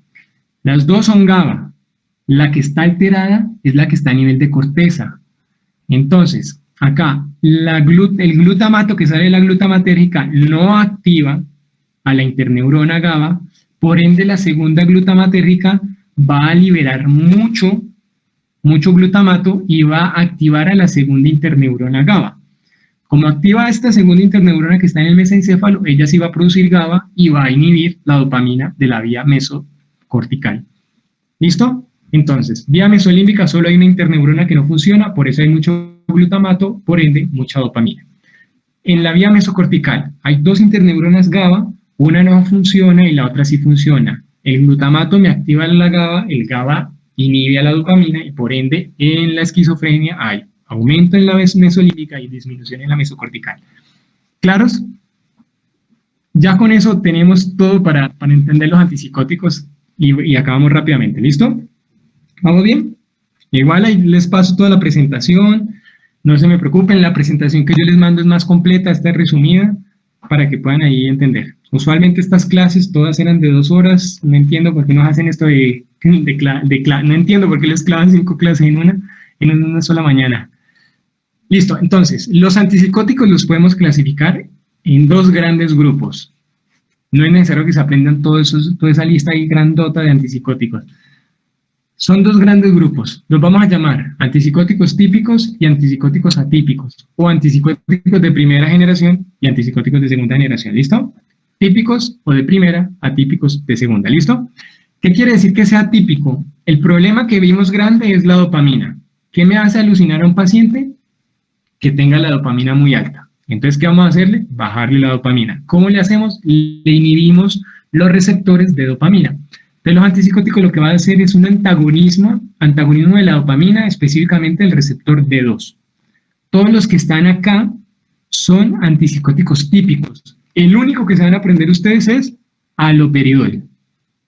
Copien ahí grande. Antipsicótico típico, haloperidol. Ya los otros no interesan porque los otros ya ni los utilizamos casi. Y vamos a entender por qué no utilizamos. Porque resulta que en la vía mesolímbica está bastante la dopamina y por eso escucha marcianitos. Y si yo le pongo el antipsicótico bloqueándome el D2, pues la dopamina no actúa. Luego entonces ya no hay marcianitos. Perfecto. O sea, ahí tenemos desarrollado, o sea, ahí ya tenemos por qué los síntomas positivos son de buen pronóstico, porque si le pongo el antipsicótico, los marcianitos van. Pero si ya hablamos de la vía mesocortical, donde está bajita la dopamina y yo le bloqueo el receptor de la dopamina, pues le empeoro todos los síntomas negativos. Claro, está bien, pues. Los antipsicóticos típicos de primera generación, como el haloperidol, empeora los síntomas negativos, porque me disminuye la dopamina que ya está disminuida. Pero, ya que es bien importante para que tengan en mente los efectos adversos del haloperidol, que de hecho pues no es necesario que ustedes aprendan todo eso, sino que si entienden esta lógica ya la van a tener muy clara. A nivel de la vía nigroestriada, en el paciente con esquizofrenia, habíamos dicho que la dopamina estaba normal, que ahí no altera la esquizofrenia nada, pero el haloperidol que le voy a poner va a actuar sobre todas las vías dopaminérgicas, porque es que ellos no son selectivos de vías, son solo selectivos de receptores. Entonces, cuando le pongo el haloperidol, que me inhibe a nivel de la nigroestriada, y si ustedes por allá hacen memoria, nigroestriada era la misma vía del Parkinson, ¿sí se acuerdan? Que cuando se daña la sustancia nigra que hay acá en el mesencéfalo, pues no se produce dopamina, entonces hace que haya los síntomas del Parkinson. Entonces, acá con el haloperidol lo que vamos a tener son síntomas parecidos al Parkinson. Entonces, son los síntomas extrapiramidales. Cuando le pregunte cuáles son los síntomas extrapiramidales, entonces ustedes se acuerdan del Parkinson. El Parkinson tiene bradicinesia, tiene temblor, tiene rigidez, y entonces con eso ya lo sacan. En la vía nigroestriada, si le pongo el haloperidol, ¿qué va a pasar? Síntomas extrapiramidales. Temblor, rigidez, bradicinesia. ¿Correcto? Bueno, a nivel también de esta vía nigroestriada, pasa que cuando uno pone el haloperidol, por mucho tiempo, hay una regulación a la alta de los receptores de dopamina. Y entonces, cuando uno utiliza el haloperidol mucho tiempo, se genera un fenómeno que se llama la disquinesia tardía. ¿La habían escuchado? Esa sale mucho en los parciales. Entonces, ojo, disquinesia tardía son movimientos típicos orofaciales, son de chupeteo. Son los que el paciente, ustedes de pronto han visto pacientes no sé si han ido a unidades de salud mental, donde hay pacientes que comienzan a chupetear, o les van a llegar a la consulta al paciente ahí temblando un poquito y como si estuviera mascando. Eso es disquinesia tardía. Cuando ya hay disquinesia tardía, muy difícilmente tratarla.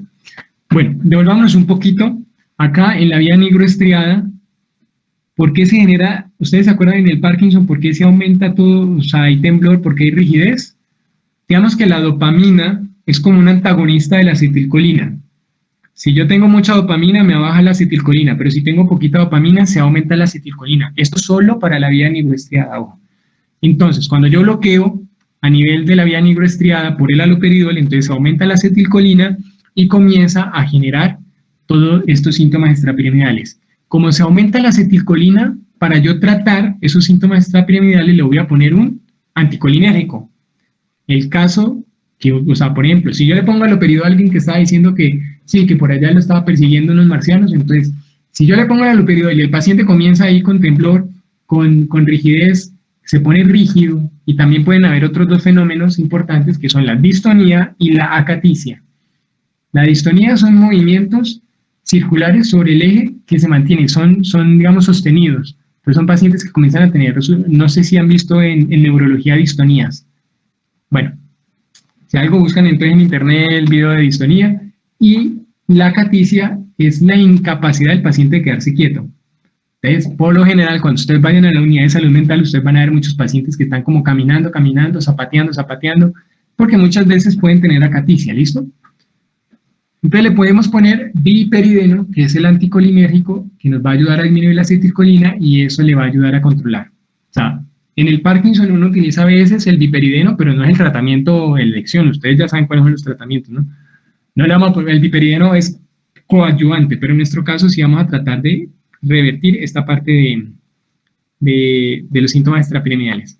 Bueno, en la otra vía, rápidamente, en la vía tuberoinfundibular, la otra vía dopaminérgica, donde habíamos dicho que la esquizofrenia no tocaba para nada, para nada, digamos, no había niveles aumentados de dopamina. Si yo le pongo el haloperidol a estos receptores, entonces al bloquearlos, yo disminuyo la dopamina. Ustedes se acuerdan en ginecología que la dopamina y la prolactina son como que antagonistas más o menos, ¿sí? O sea, tener mucha dopamina me baja la prolactina, y al contrario. Entonces, en este caso, cuando yo disminuyo los niveles de dopamina en la vía tuberoinfundibular, hay niveles altos de prolactina, me da galactorrea, ¿listo? Y ustedes, y pues me acuerdo que, bueno, ustedes me imagino que se habrán visto en ginecología, entonces, ¿cuál es el tratamiento? Pues le pueden poner bromocriptina, pero el problema es que la bromocriptina es dopaminérgico y si yo le pongo a alguien psicótico algo dopaminérgico, lo enloquezco. Lo mejor es cambiar de antipsicótico, ¿listo? Bueno, bueno, esto es para explicarlo del biperideno. Ajá. Entonces, vamos rápidamente entonces en los antipsicóticos atípicos. En los antipsicóticos atípicos tenemos la particularidad del típico de primera generación, que es bloqueador del receptor D2, como lo vemos acá, pero tienen algo característico que los hacen diferente, que es un antagonismo del receptor 5-HT2A, que esto es de la serotonina, o sea, de la 5-hidroxitriptamina 2A. ¿Listo? Pues tener estos dos antagonismos, tenemos la facilidad de actuar sobre las vías glutamatérgicas. Vamos a ver, no me quiero extender mucho, pero a ver, acá rápidamente, esta es la neurona glutamatérgica que habíamos visto que a nivel mesolímbico habíamos dicho que aumentaba la expresión de dopamina, pero resulta que esa neurona glutamatérgica también tiene receptores, aparte pues de los GABA que no está recibiendo, sino también de receptores 5-HT2A. Acá tenemos dentro del núcleo RAF, donde salen todas las serotoninérgicas, tenemos una neurona serotoninérgica que va a ayudar a activar esta glutamatérgica. Esta glutamatérgica va a incidir sobre la dopamina. A ver, en este escenario, la serotonina y la dopamina tendrían un efecto casi que inverso. Entonces, lo que toca hacer es bloquear el receptor 5-HT2A para que no se me altere el funcionamiento mejor dicho, para bloquear el efecto activador de la serotoninérgica a la glutamatérgica y por ende evitar la expresión de la dopamina en altos niveles. A ver, mírenlo acá. Entonces, cuando yo le pongo el antipsicótico atípico, entonces me va a ayudar a que se inactive esta neurona glutamatérgica y por ende no me vaya a expresar a nivel del mesencéfalo más dopamina. Pero hay que tener en cuenta una cosa, y es aquí a nivel... Bueno, a nivel mesocortical, creo que... aquí les puse la que no era. Es que a nivel mesocortical, entonces como vamos a inhibir la glutamatérgica que no va a activar a la interneurona GABAérgica, entonces lo que voy a hacer es aumentar la dopamina, porque inactivo la GABAérgica, ¿listo? O sea, no se me afanen, esto no les va a aparecer en el parcial. Lo único que necesito que tengan en mente es que los atípicos, como actúan a nivel de la serotonina, van a incidir sobre las neuronas glutamatérgicas, cosa que no hacen los típicos. Y vamos a tener otras ventajas porque a nivel de la vía nigroestriada, bloquear los receptores de la 5-HT2A en este nivel disminuye la producción, digamos, va a ayudar a que se estimule la producción de la dopamina. Acá tenemos un autorreceptor, que ese autorreceptor, como podemos ver, disminuye la producción de dopamina cuando tengo la serotonina normalmente actuando. Si yo le pongo el antipsicótico atípico sobre la neurona, digamos, dopaminérgica presináptica, vamos a tener aumento de la producción de la dopamina, como vemos acá. Entonces, la ventaja es que, por un lado, en la vía mesocortical aumentamos la producción de dopamina con el atípico, a nivel nigroestriatal aumentamos la producción de dopamina, luego entonces tenemos menos síntomas extrapiramidales y a nivel de acá, tuber infundibular, el 5-HT2A es digamos como un inhibidor de la prolactina. Entonces, cuando yo le pongo el 5-HT2A, miramos que se disminuye la producción de prolactina. La serotonina es directamente proporcional a la prolactina. Entonces, si yo inhibo la serotonina, disminuye la prolactina. De tal modo que si yo con el antipsicótico normal disminuyo la prolactina por aumento la prolactina por disminuir la dopamina, con el efecto de la serotonina voy a compensar ese efecto. ¿Vamos bien ahí? Igual, no es necesario que se aprendan todo eso. Lo que necesito es que tengan en mente que hay dos tipos de antipsicóticos, típicos, atípicos. Los típicos tienen muchos efectos sobre los síntomas negativos de manera perjudiciales, son buenos en los síntomas positivos. Y los atípicos, por su bloqueo en el 5-HT2A de serotonina, no van a empeorar los síntomas negativos. ¿Listo? Entonces, típicos muy buenos para los positivos, atípicos buenos para positivos y negativos. Luego, ¿qué hay que utilizar? Atípicos. Pero hay un problema con los atípicos y es importante que lo tengan, y es que todos los efectos adversos de los atípicos tienen que ver con efectos metabólicos. Hay casos de diabetes desarrollada por el uso de antipsicóticos atípicos, hipertrigliceridemia, hipercolesterolemia por efecto del antipsicótico atípico, y pues todo esto hace que pueda desarrollarse un síndrome metabólico. Entonces, es importante cuando ustedes manden un antipsicótico atípico, tener en mente de que el paciente, oiga, es que el paciente es obeso, ya tiene resistencia a la insulina, ¿para qué le va a poner el atípico? Tengo que buscar uno que no sea tan atípico. ¿Listo? Ahora, si el paciente sufre de Parkinson, no le voy a poner el típico, ¿cierto? Entonces toca jugar como con esa balanza. Bueno, aquí les dejo, digamos aquí como las recomendaciones para dar los antipsicóticos. Entonces, vamos a mencionar los que se tienen que aprender. Se tienen que aprender el haloperidol porque es el que van a tener en su rural. Indudablemente este lo tenemos en gotas, en presentación de tabletas y en presentación de ampollas. O sea que lo podemos dar oral, lo podemos dar intramuscular. ¿Listo? Por favor no lo utilicen intravenoso porque puede prolongar el QT. Ahora, de segunda generación atípico, los que se van a aprender son los siguientes: risperidona y olanzapina. Entonces vamos a decir presentación, dosis de cada uno, y con esos tres que se aprendan, listo. ¿Ok? Entonces, haloperidol viene en gotas de 2 miligramos por mililitro, donde 1 mililitro son 20 gotas.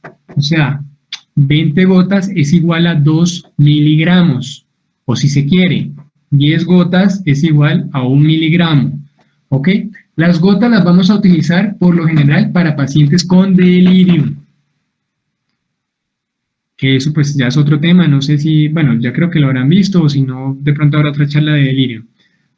La presentación intramuscular viene en ampollas de 5 mililitros sobre 5 miligramos sobre mililitro, ¿listo? Para que lo tengan presente, igual eso ahorita lo van a aprender con el que les vaya a hablar de urgencias, les va a enseñar cómo utilizar el haloperidol para inmovilizar, ¿listo? Entonces no se me afane. Ahora, risperidona y olanzapina, esos sí, dos sí tienen que quedar claros, y es, risperidona viene en tabletas, viene en gotas y viene en ampollas, pero lo que vamos a encontrar con mucha frecuencia, disponibilidad así de una, son tabletas. Vienen tabletas de 1, 2, 3, 4 miligramos. Facilito. 1 miligramo, 2 miligramos, 3 miligramos, 4 miligramos. Las que más fácil se consiguen son de 1 miligramo y 2 miligramos. La dosis que vamos a dar de risperidona para un paciente con esquizofrenia, con una esquizofreniforme, delirante, psicótico breve, es de 3 a 6 miligramos. ¿Listo? Pues empezamos bajo 2 miligramos y vamos subiendo. Hasta 6 miligramos la risperidona. Olanzapina, vienen tabletas de 10 miligramos y 20 miligramos. La dosis que le vamos a dar al paciente es de 10 a 15 miligramos. O le damos una tableta de 10 o hasta 2 de 10 o le damos una tableta de 20. ¿Listo? Una pregunta. Sí, cuéntame. Perdón, ¿qué hacemos en la población pediátrica? En la población pediátrica solo se puede utilizar risperidona y haloperidol.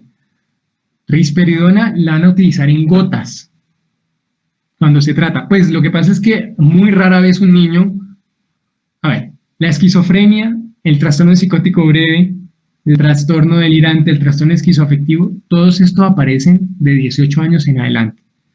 Muy rara vez, rarísima vez, hay esquizofrenia por debajo de 15 años. Es más, si un niño está psicótico, es porque está convulsionando, o es porque tiene una enfermedad metabólica, o es porque porque el niño tiene un trauma craneoencefálico, o porque el niño tiene un tumor. Tienen que pensar que la psicosis en el niño es más orgánica hasta que no se demuestre lo contrario. O sea, puede haber niños que, listo, por el neurodesarrollo, pueda que tengan una discapacidad intelectual y eso los hace que tengan mayor predisposición para psicotizarse, pero que por sí sea un trastorno psicótico claro, como hemos visto acá, no. Ahora, en los niños, si en caso tal llegase a estar psicótico, entonces usted le puede dar gotas de haloperidol, idealmente a los niños no vamos a utilizar dosis, pues así de 5 miligramos, no, utilizaríamos 3 gotas, que eso sería 0.3 miligramos de haloperidol, o utilizaríamos risperidona en gotas que vienen 1 miligramo mililitro, o sea, donde ven gotas, es 1 mililitro de risperidona, 1 miligramo de risperidona. Entonces solo utilizaríamos hasta 5 gotas, 6 gotas, no llegaríamos al miligramo de risperidona. Oh. Pero con niños no se vayan a meter ustedes. O sea, les respondo esa pregunta, pero no es para que ustedes formulen, muchachos. Vale, muchas gracias. ¿Listo? Niño psicótico, niño que va para interconsulta psiquiatría, eso sí. Interconsulta psiquiatría y neuropediatría, porque muy seguramente es más de neuropediatra que de psiquiatra, pero, pues, la idea es que lo tengan muy presente. Bueno, hasta ahí dudas, damos por acabado ahí Una duda. Sí, claro. ¿Qué tanta mejoría tienen los medicamentos de primera línea en los síntomas positivos? O sea, el haloperidol y risperidona son los mejores para síntomas positivos, porque tienen un efecto más sobre la dopamina, sobre el receptor D2, son muy buenos. La olanzapina tiene más efectos sobre los síntomas negativos, pero la olanzapina tiene más efectos metabólicos. ¿Listo? Entonces que, lastimosamente... Pero, doctor, la pregunta es, sí, como tal, en cuanto a la desaparición de esos síntomas, ¿hay alguno de ellos que tiende de pronto a no desaparecer con el manejo de medicamentos de primera línea o hace efecto en todos los positivos? En los síntomas positivos, todos, casi todos, o sea, los que están acá, antipsicóticos que están acá, haloperidol, olanzapina, risperidona, la paliperidona, van a actuar muy bien sobre los síntomas positivos. Por lo general, todos los van a quitar, pero sobre los síntomas negativos sí no. O sea, la olanzapina y la risperidona tienen más efecto que el haloperidol, pero no los va a quitar del todo. Es más difícil. Pero cualquier antipsicótico quita los síntomas positivos, sí. La respuesta es sí. Y se tiene que quedar con ese mensaje. O sea, ¿son efectivos? Sí, son muy efectivos. Lo que pasa es que toca mirar los síntomas los efectos adversos. O sea, para que a mí con el haloperidol me quite la psicosis, los delirios y las alucinaciones, pero me da galactorrea y me da extrapiramidal. Entonces uno dice, no, el haloperidol no es el medicamento para el paciente. Miro olanzapina. La olanzapina, le quitó los síntomas positivos, pero se está engordando y se le está dando diabetes, entonces no le pongo risperidona. Toca ahí jugar con los antipsicóticos. O sea, para que ustedes lleven la idea, apréndanse en risperidona y olanzapina. Si no les va bien con la risperidona, pasan a olanzapina y si hay una contraindicación, ya, para el psiquiatra. Ya los otros sí tienen que tener más cuidado para mandar. O sea, la clozapina no la formulen ustedes, ese medicamento prohibido para ustedes porque tiene muchos efectos adversos, como pueden ver acá, entre ellos la granulocitosis es gravísima. ¿Listo? Para que lo tengan presente. Entonces aquí, por ejemplo acá les pongo estas recomendaciones chiquiticas acá. O sea, ahí quiero que se fijen es en la risperidona y en la olanzapina. ¿Listo? La clozapina, ojo, como pueden ver acá, solo es para resistencia. O sea, solo lo va a manejar el psiquiatra, ¿ok? ¿Otra pregunta? ¿Alguna otra pregunta? Sí, profe, yo tengo dos preguntas, Doc, tengo dos preguntas. La primera es con respecto al al trastorno breve. ¿Es frecuente que después de eso se presente estrés postraumático? A ver, realmente no sabe. El estrés postraumático ya lo vamos a ver ahorita con los trastornos de ansiedad, ya te puede quedar más claro. Digamos, no toca la esfera, digamos, de la psicosis. O sea, el paciente con estrés postraumático jamás se psicotiza. Son mecanismos de afrontar el estrés, la psicosis, la disociación. El estrés postraumático estaría más hacia la disociación que la psicosis. El que hace un el que hace un trastorno psicótico breve frente al estrés, lo más probable es que siga haciendo psicosis frente a todos los estrés que vayan a presentar en la vida. Mientras que el que hace el estrés postraumático, pues más seguramente va a tener esta respuesta. Ahorita te lo explico muy bien cuando veamos el estrés postraumático y verás que son muy distintos. Ahora, que de un psicótico breve pase a un estrés postraumático, ¿es probable? Sí es probable, pero, digamos, eso como tal no se ha podido... sí se ha estudiado, pero ha tenido el problema de muchos sesgos porque no se diferencia entre qué es psicosis y qué es una disociación en muchos estudios. Y por lo general los estudios que se tienen son de Europa, donde la prevalencia es baja. Entonces, no es que sea muy concluyente. Ahora, no te doy una cifra exacta porque es que son muy variables. Algunos hablan del 19% hasta el 30% de tener el estrés postraumático y un psicótico breve. Pero no, quiero que te quedes en la cabeza en que son cosas que debería uno excluir. O está psicótico o está con estrés postraumático. No puede caer como en la misma caja o en la misma bolsa. Es una muy buena pregunta. Y ahorita cuando veamos el estrés postraumático te va a quedar claro, ¿vale? Ok, y tengo otra duda, perdón, no sé si me confundí en esta parte, pero digamos que yo tengo un paciente que no han pasado 6 meses, yo pienso que, bueno, entonces yo lo metería en la casilla de esquizofreniforme. Esquizofreniforme. Yo debería, sí, digamos que yo pienso, bueno, tendría que esperar hasta los 6 meses para poder hacer un diagnóstico de esquizofrenia. Entonces yo lo que le pido interconsulta en 6 meses para volver a valorarlo y definir eso. Y si la respuesta a eso es afirmativa, ¿debería en ese tiempo igual tratarlo? ¿Tratarlo no me podría...? Tratarlo, sí o sí vas a tratarlo. Okay. O sea, paciente que está psicótico lo tratas. O sea, pues descartando todas las causas orgánicas, ¿no? No vas a tratar a punta de risperidona un tumor. Pero no, entonces listo. Tratas al paciente con el trastorno esquizofreniforme. O sea, lo que digo de esperar el tiempo es por la connotación que puede haber para el paciente tener de esquizofrenia. O sea, es que si a alguien le dan el diagnóstico de esquizofrenia es como si le estuvieran echando la madre. Y cuando uno le dice, mire, lo que tiene es esquizofrenia, eso es una tragedia porque la gente se imagina que la esquizofrenia es lo peor. Pues es dentro de lo peor, pero pues, tampoco lo peor, pero digamos la connotación que se le da a la esquizofrenia es muy alta. Por eso ese diagnóstico, Ese diagnóstico es meramente retórico para evitar, digamos, implicaciones médico-legales, si lo quieres ver así. En esencia, el paciente está psicótico y todo paciente psicótico hay que tratarlo. Entonces, tú lo tratas, lo mandas al psiquiatra y ya ahí nosotros miramos cómo le ponemos el diagnóstico, cómo hacemos y cómo le decimos a la familia. Ok, o sea, digamos que perdón. Sí. Digamos que el paciente me llegó y me dice, llevo 8 meses con esta sintomatología. Entonces, yo de una vez podría decirlo, o igual yo los remito a ustedes y espero que ustedes den el diagnóstico. Claro, tú lo puedes hacer con todo tu derecho y no hay problema. Pero mi sugerencia es que, o sea, esperen. Que ese diagnóstico de esquizofrenia sea que lo haga el psiquiatra. O sea, ustedes pueden hacerlo y no hay problema.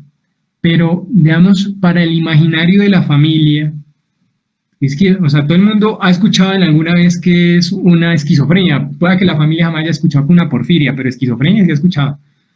Toda la gente sabe que esquizofrenia, eso es como casi estar endemoniado, pues. Entonces, que un médico general se lo haga pueda de pronto generar un grado de desconfianza o puede romper un poco la relación. O sea, digamos como que ustedes son son la cara, son, digamos, como lo que primero se expone frente al paciente y dar este tipo de noticias es muy difícil. O sea, ustedes eventualmente pueden poner el diagnóstico y para dar el medicamento, porque pueda que no les autoricen la risperidona o la lanzapina porque no tiene diagnóstico de esquizofrenia. Entonces ustedes, si saben que si están seguros, pueden poner esquizofrenia. Obviamente no le van a decir al paciente, mire, usted lo que tiene es una esquizofrenia y entonces ahí se hace pues el tremendo alboroto con la familia. Entonces no. Eso sí no, eso es mejor que lo haga el psiquiatra, que podamos como suavizar la cosa y mostrarle por qué es una esquizofrenia y qué se tiene y cuál es realmente el pronóstico. Entonces, ustedes, si están completamente seguros, pueden hacer el diagnóstico. Yo les recomiendo que mejor lo eviten. ¿Sí? Sí, O sea, muchas gracias. la respuesta es sí. O sea, si es que ustedes pueden poner esquizofrenia, claro, pueden. Sí, eso no hay problema. Tampoco es que va a ser, pues, la tragedia o eso va a tener una implicación médica. No. Si ustedes están seguros de lo que están haciendo, claro, se puede. Pero pragmáticamente lo que les digo es que en el escenario que se van a enfrentar con la familia va a ser difícil. Es mejor que puteen al psiquiatra y no vayan a putear al médico ni nada. Pues es mejor. Yo tengo otra pregunta. Sí, claro. En estos trastornos psicóticos, esquizofreniforme o en el trastorno psicótico breve, ¿en qué momento se puede suspender como tal el antipsicótico o se mantiene indefinidamente? ¿Cómo sé en qué momento se puede retirar? Okay. O sea, para valorar la respuesta del antipsicótico. Sí, para saber si, digamos, ya se... pregunta. Sí, usualmente, todos los psicofármacos, esos tienen que tener en mente. O sea, a excepción de las benzodiazepinas, todos los psicofármacos se demoran en actuar. Entonces, la idea es que ustedes le van a poner la risperidona y le van a poner la olanzapina y el haloperidol, y para que el paciente siga teniendo el delirio, pero ya no está, digamos, actuándolo, ya no está, por ejemplo, tan agresivo, ya no está agitado, porque la risperidona lo contiene y la haloperidol lo contiene. Pero para medir la respuesta y decir si realmente está siendo efectivo, tienen que darle chance entre 2 a 3 semanas.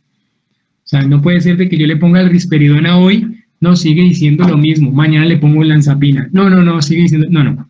Toca dejarle la dosis, idealmente la dosis terapéutica. O sea, si yo le pongo 1 miligramo de risperidona y no me responde es porque obviamente no estoy en la dosis que es. Si ya estoy en 6 miligramos de risperidona y el paciente 2 semanas no me responde, sigue estando muy alterado, con muchas alucinaciones, hablando solo, tiene soliloquios, está jugando con el popó, entonces pues definitivamente toca cambiarle. ¿Listo?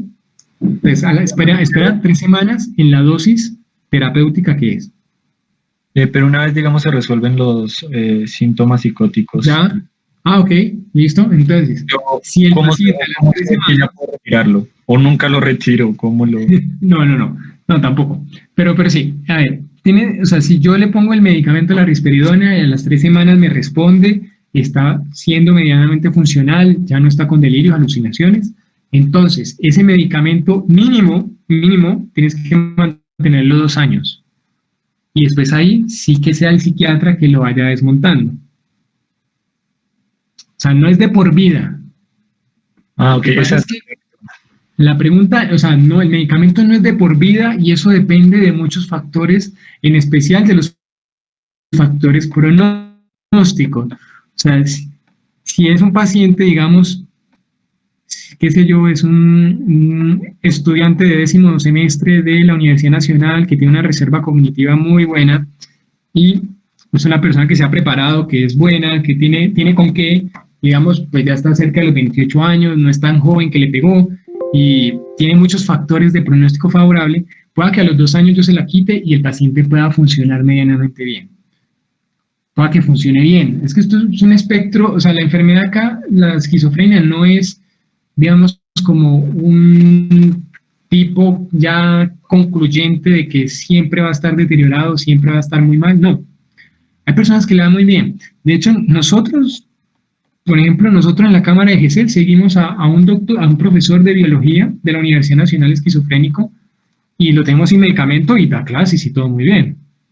O sea, eso depende de muchos factores. El tratamiento de por sí no es de por vida. O sea, tienen que quedarse con la idea de que no es de por vida. Que lo vamos a utilizar buena parte de la vida, sí. Porque pueda que a los 2 años se lo quite y otra vez empeore y entonces otra vez se lo vuelva a poner y entonces ahí ya lo dejo 6 años. Y pueda que el paciente quede una muy buena parte de la vida con el medicamento, pero la ventaja es que comparado con 10 años atrás, 20 años atrás, esquizofrenia ya era sinónimo de abandono social, estatal, de todo. O sea, ya no se podía hacer nada por ese paciente. Ahorita se ha logrado mucho. Ustedes no se vayan a quedar con la idea de que pronto pues ya la esquizofrenia no hay nada que hacer. No, antes mucho se ha logrado y mucho hemos mejorado a los pacientes. Sí. Profe, tengo Sí, unas claro. preguntas. Bueno, digamos, entre los diagnósticos diferenciales en un trastorno esquizofreniforme, ¿hay algunos estudios de extensión que siempre debamos hacer antes de remitir o no? Ok, bueno, digamos más que todo con el psicótico breve, que sería como el primer peldaño, después esquizofreniforme, después esquizofrenia.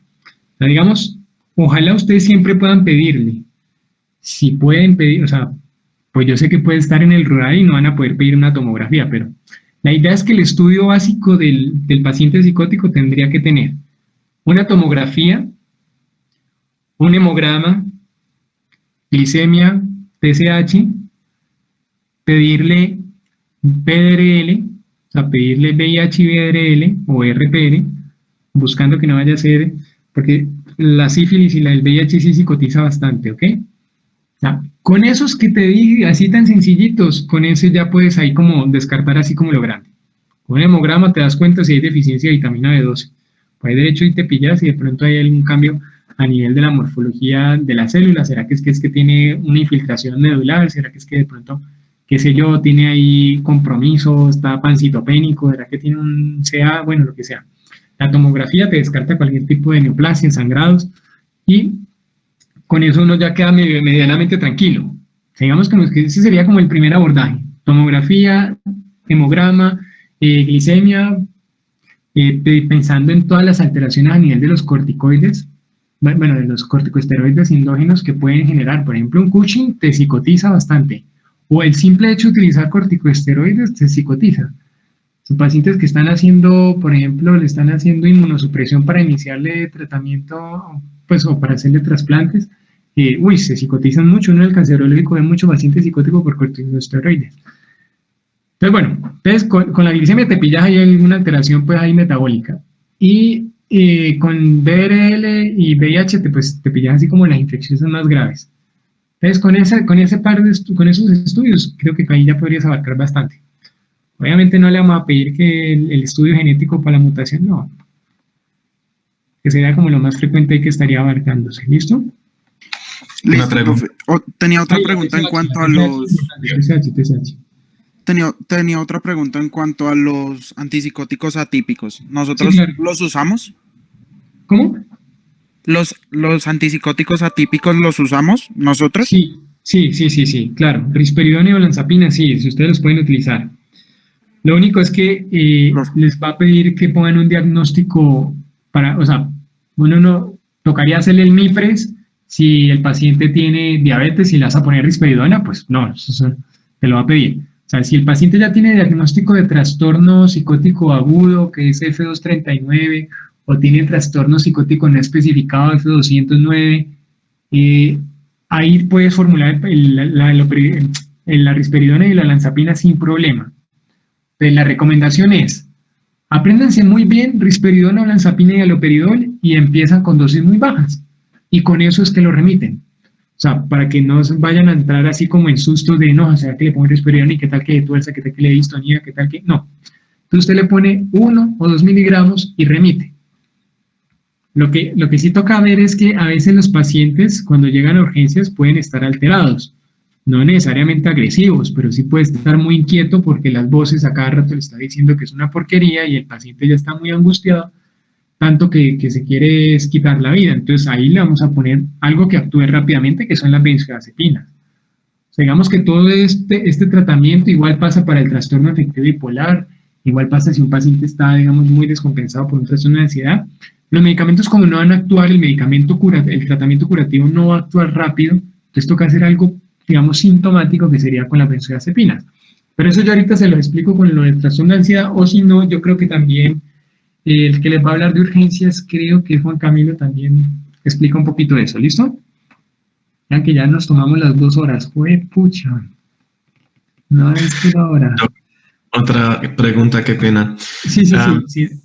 Queremos llevar todo eso hacia un estudio científico, lo de las vías dopaminérgicos de los pacientes. ¿Qué exámenes podríamos hacerles para pues no hacer como una autopsia posterior a la muerte, sino en el paciente vivo todavía? O sea, un estudio científico para medir los niveles de dopamina. Sí, ¿cómo podríamos realmente determinar? Lo que uno mira son los precursores. Entonces uno puede mirar los precursores de los neurotransmisores. Entonces, por ejemplo, el ácido valinílico, que es un precursor de la dopamina, uno lo puede mirar en el líquido cefalorraquídeo. A veces aparece, por ejemplo, todos los derivados de la serotonina, el 5-hidroxitriptamina, puede aparecer en la sangre. Entonces uno puede mirarlo por ahí. O sea, realmente estos estudios se hacen pues en modelos de animales. Usualmente utilizan macacos y ratones. Entonces, donde lo que hacen es aumentar los niveles de dopamina. O sea, se le dan dopaminérgicos, o sea, agonistas dopaminérgicos, y sí, pues los ratones obviamente no deliran, pero sí tienen un comportamiento desorganizado. O sea, desorganizado es que comienzan a comerse la piel de ellos mismos, atacarse ellos mismos, dejar de comer, dejan de participar de la reproducción. Bueno, son modelos animales que lo que se utilizan y con eso es que se ha sacado como la conclusión. Y post-mortem se miran los niveles ya de esos precursores. También pre-mortem, o sea, en vivo se puede hacer con los precursores. Y también es que se han hecho modelos, bueno, eso sí, pues del siglo pasado, que sí se le daban, bueno, había muchos tratamientos y muy controversiales todo, se le daban muchos medicamentos para psicotizar a las personas. Y entonces ahí se dieron cuenta de pues muchas cosas. Pero, digamos, no es como el modelo a seguir, modelo animal, piensen en el modelo animal. Vale, muchas gracias. Sí. Profe, ¿qué tan común es el síndrome neuroléptico maligno? Muy buena pregunta. Sí, es muy buena pregunta. No lo he mencionado, pero sí, vale la pena que lo hablemos. Pero entonces, bueno, de los antipsicóticos hay que tener cuidado con lo que menciona el compañero del síndrome neuroléptico maligno. A ver, a los antipsicóticos también se les llaman neurolépticos, para que se acuerden y hagan la asociación y no se les olvide. Neuroléptico porque es un bloqueo motor. Si ustedes vieron, cuando yo le doy dopamina a nivel de la vía nigroestratial, yo bloqueo motoramente tanto que lo pongo como rígido, ¿cierto? Entonces, ya teniendo en mente, hacia esa asociación, el haloperidol, que es como el que más se relaciona, los típicos son los que usualmente más se relacionan con neuroléptico maligno, puede llegar a desarrollar un síndrome neuroléptico maligno. No sé si lo vieron en anestesiología, que es un cuadro que es potencial, es mortal, letal, pues, en el cual se aumenta, pero de una manera impresionante, toda la creatinfosfoquinasa. Entonces, lo primero que vamos a ver, creatinfosfoquinasa elevadas, mialgias, vamos a tener rigidez a nivel motora y vamos a tener hipertermia maligna, ¿listo? Entonces, acá lo que pasa es que el efecto no es dosis dependiente, sino es un efecto idiosincrático. O sea, puede que a mí me pongan 0.1 miligramos de haloperidol y me da de malas.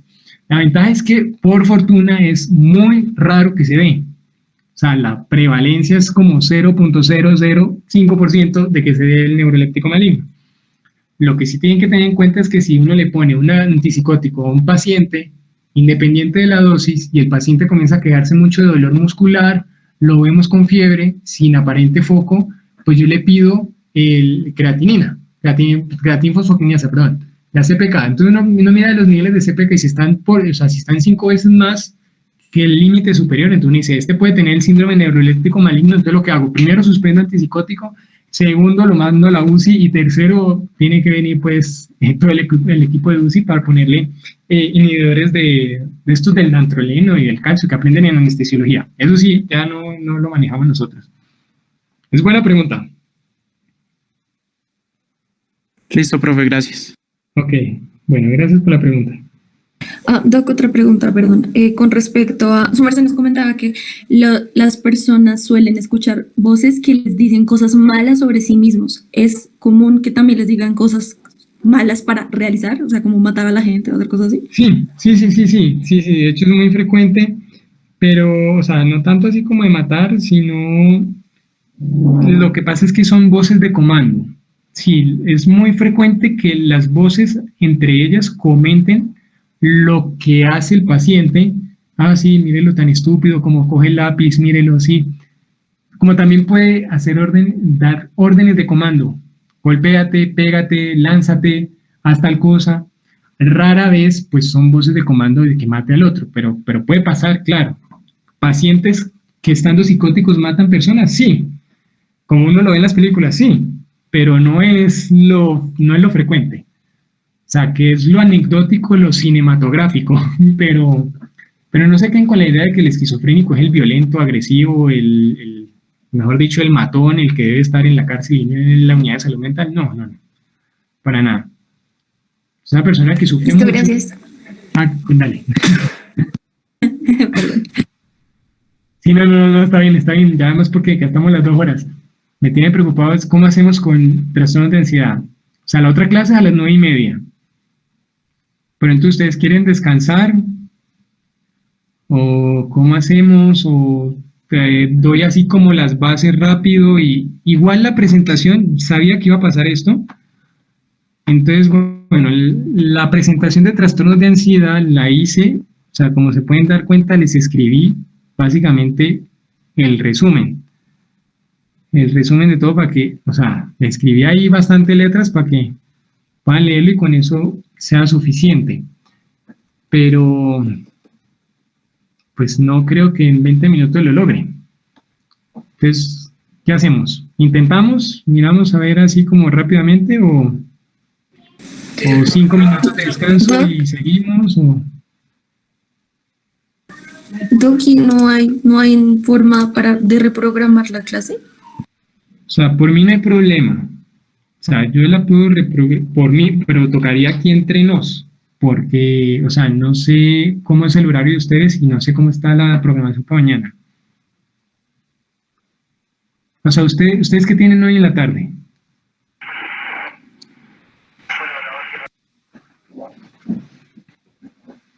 Clase de medicina legal. ¿Tienen medicina legal o tienen qué? Sí, señor profe, algunos tienen medicina legal. O sea, tienen medicina legal. Tocaría eso en la mañana. Únicamente, ¿cierto?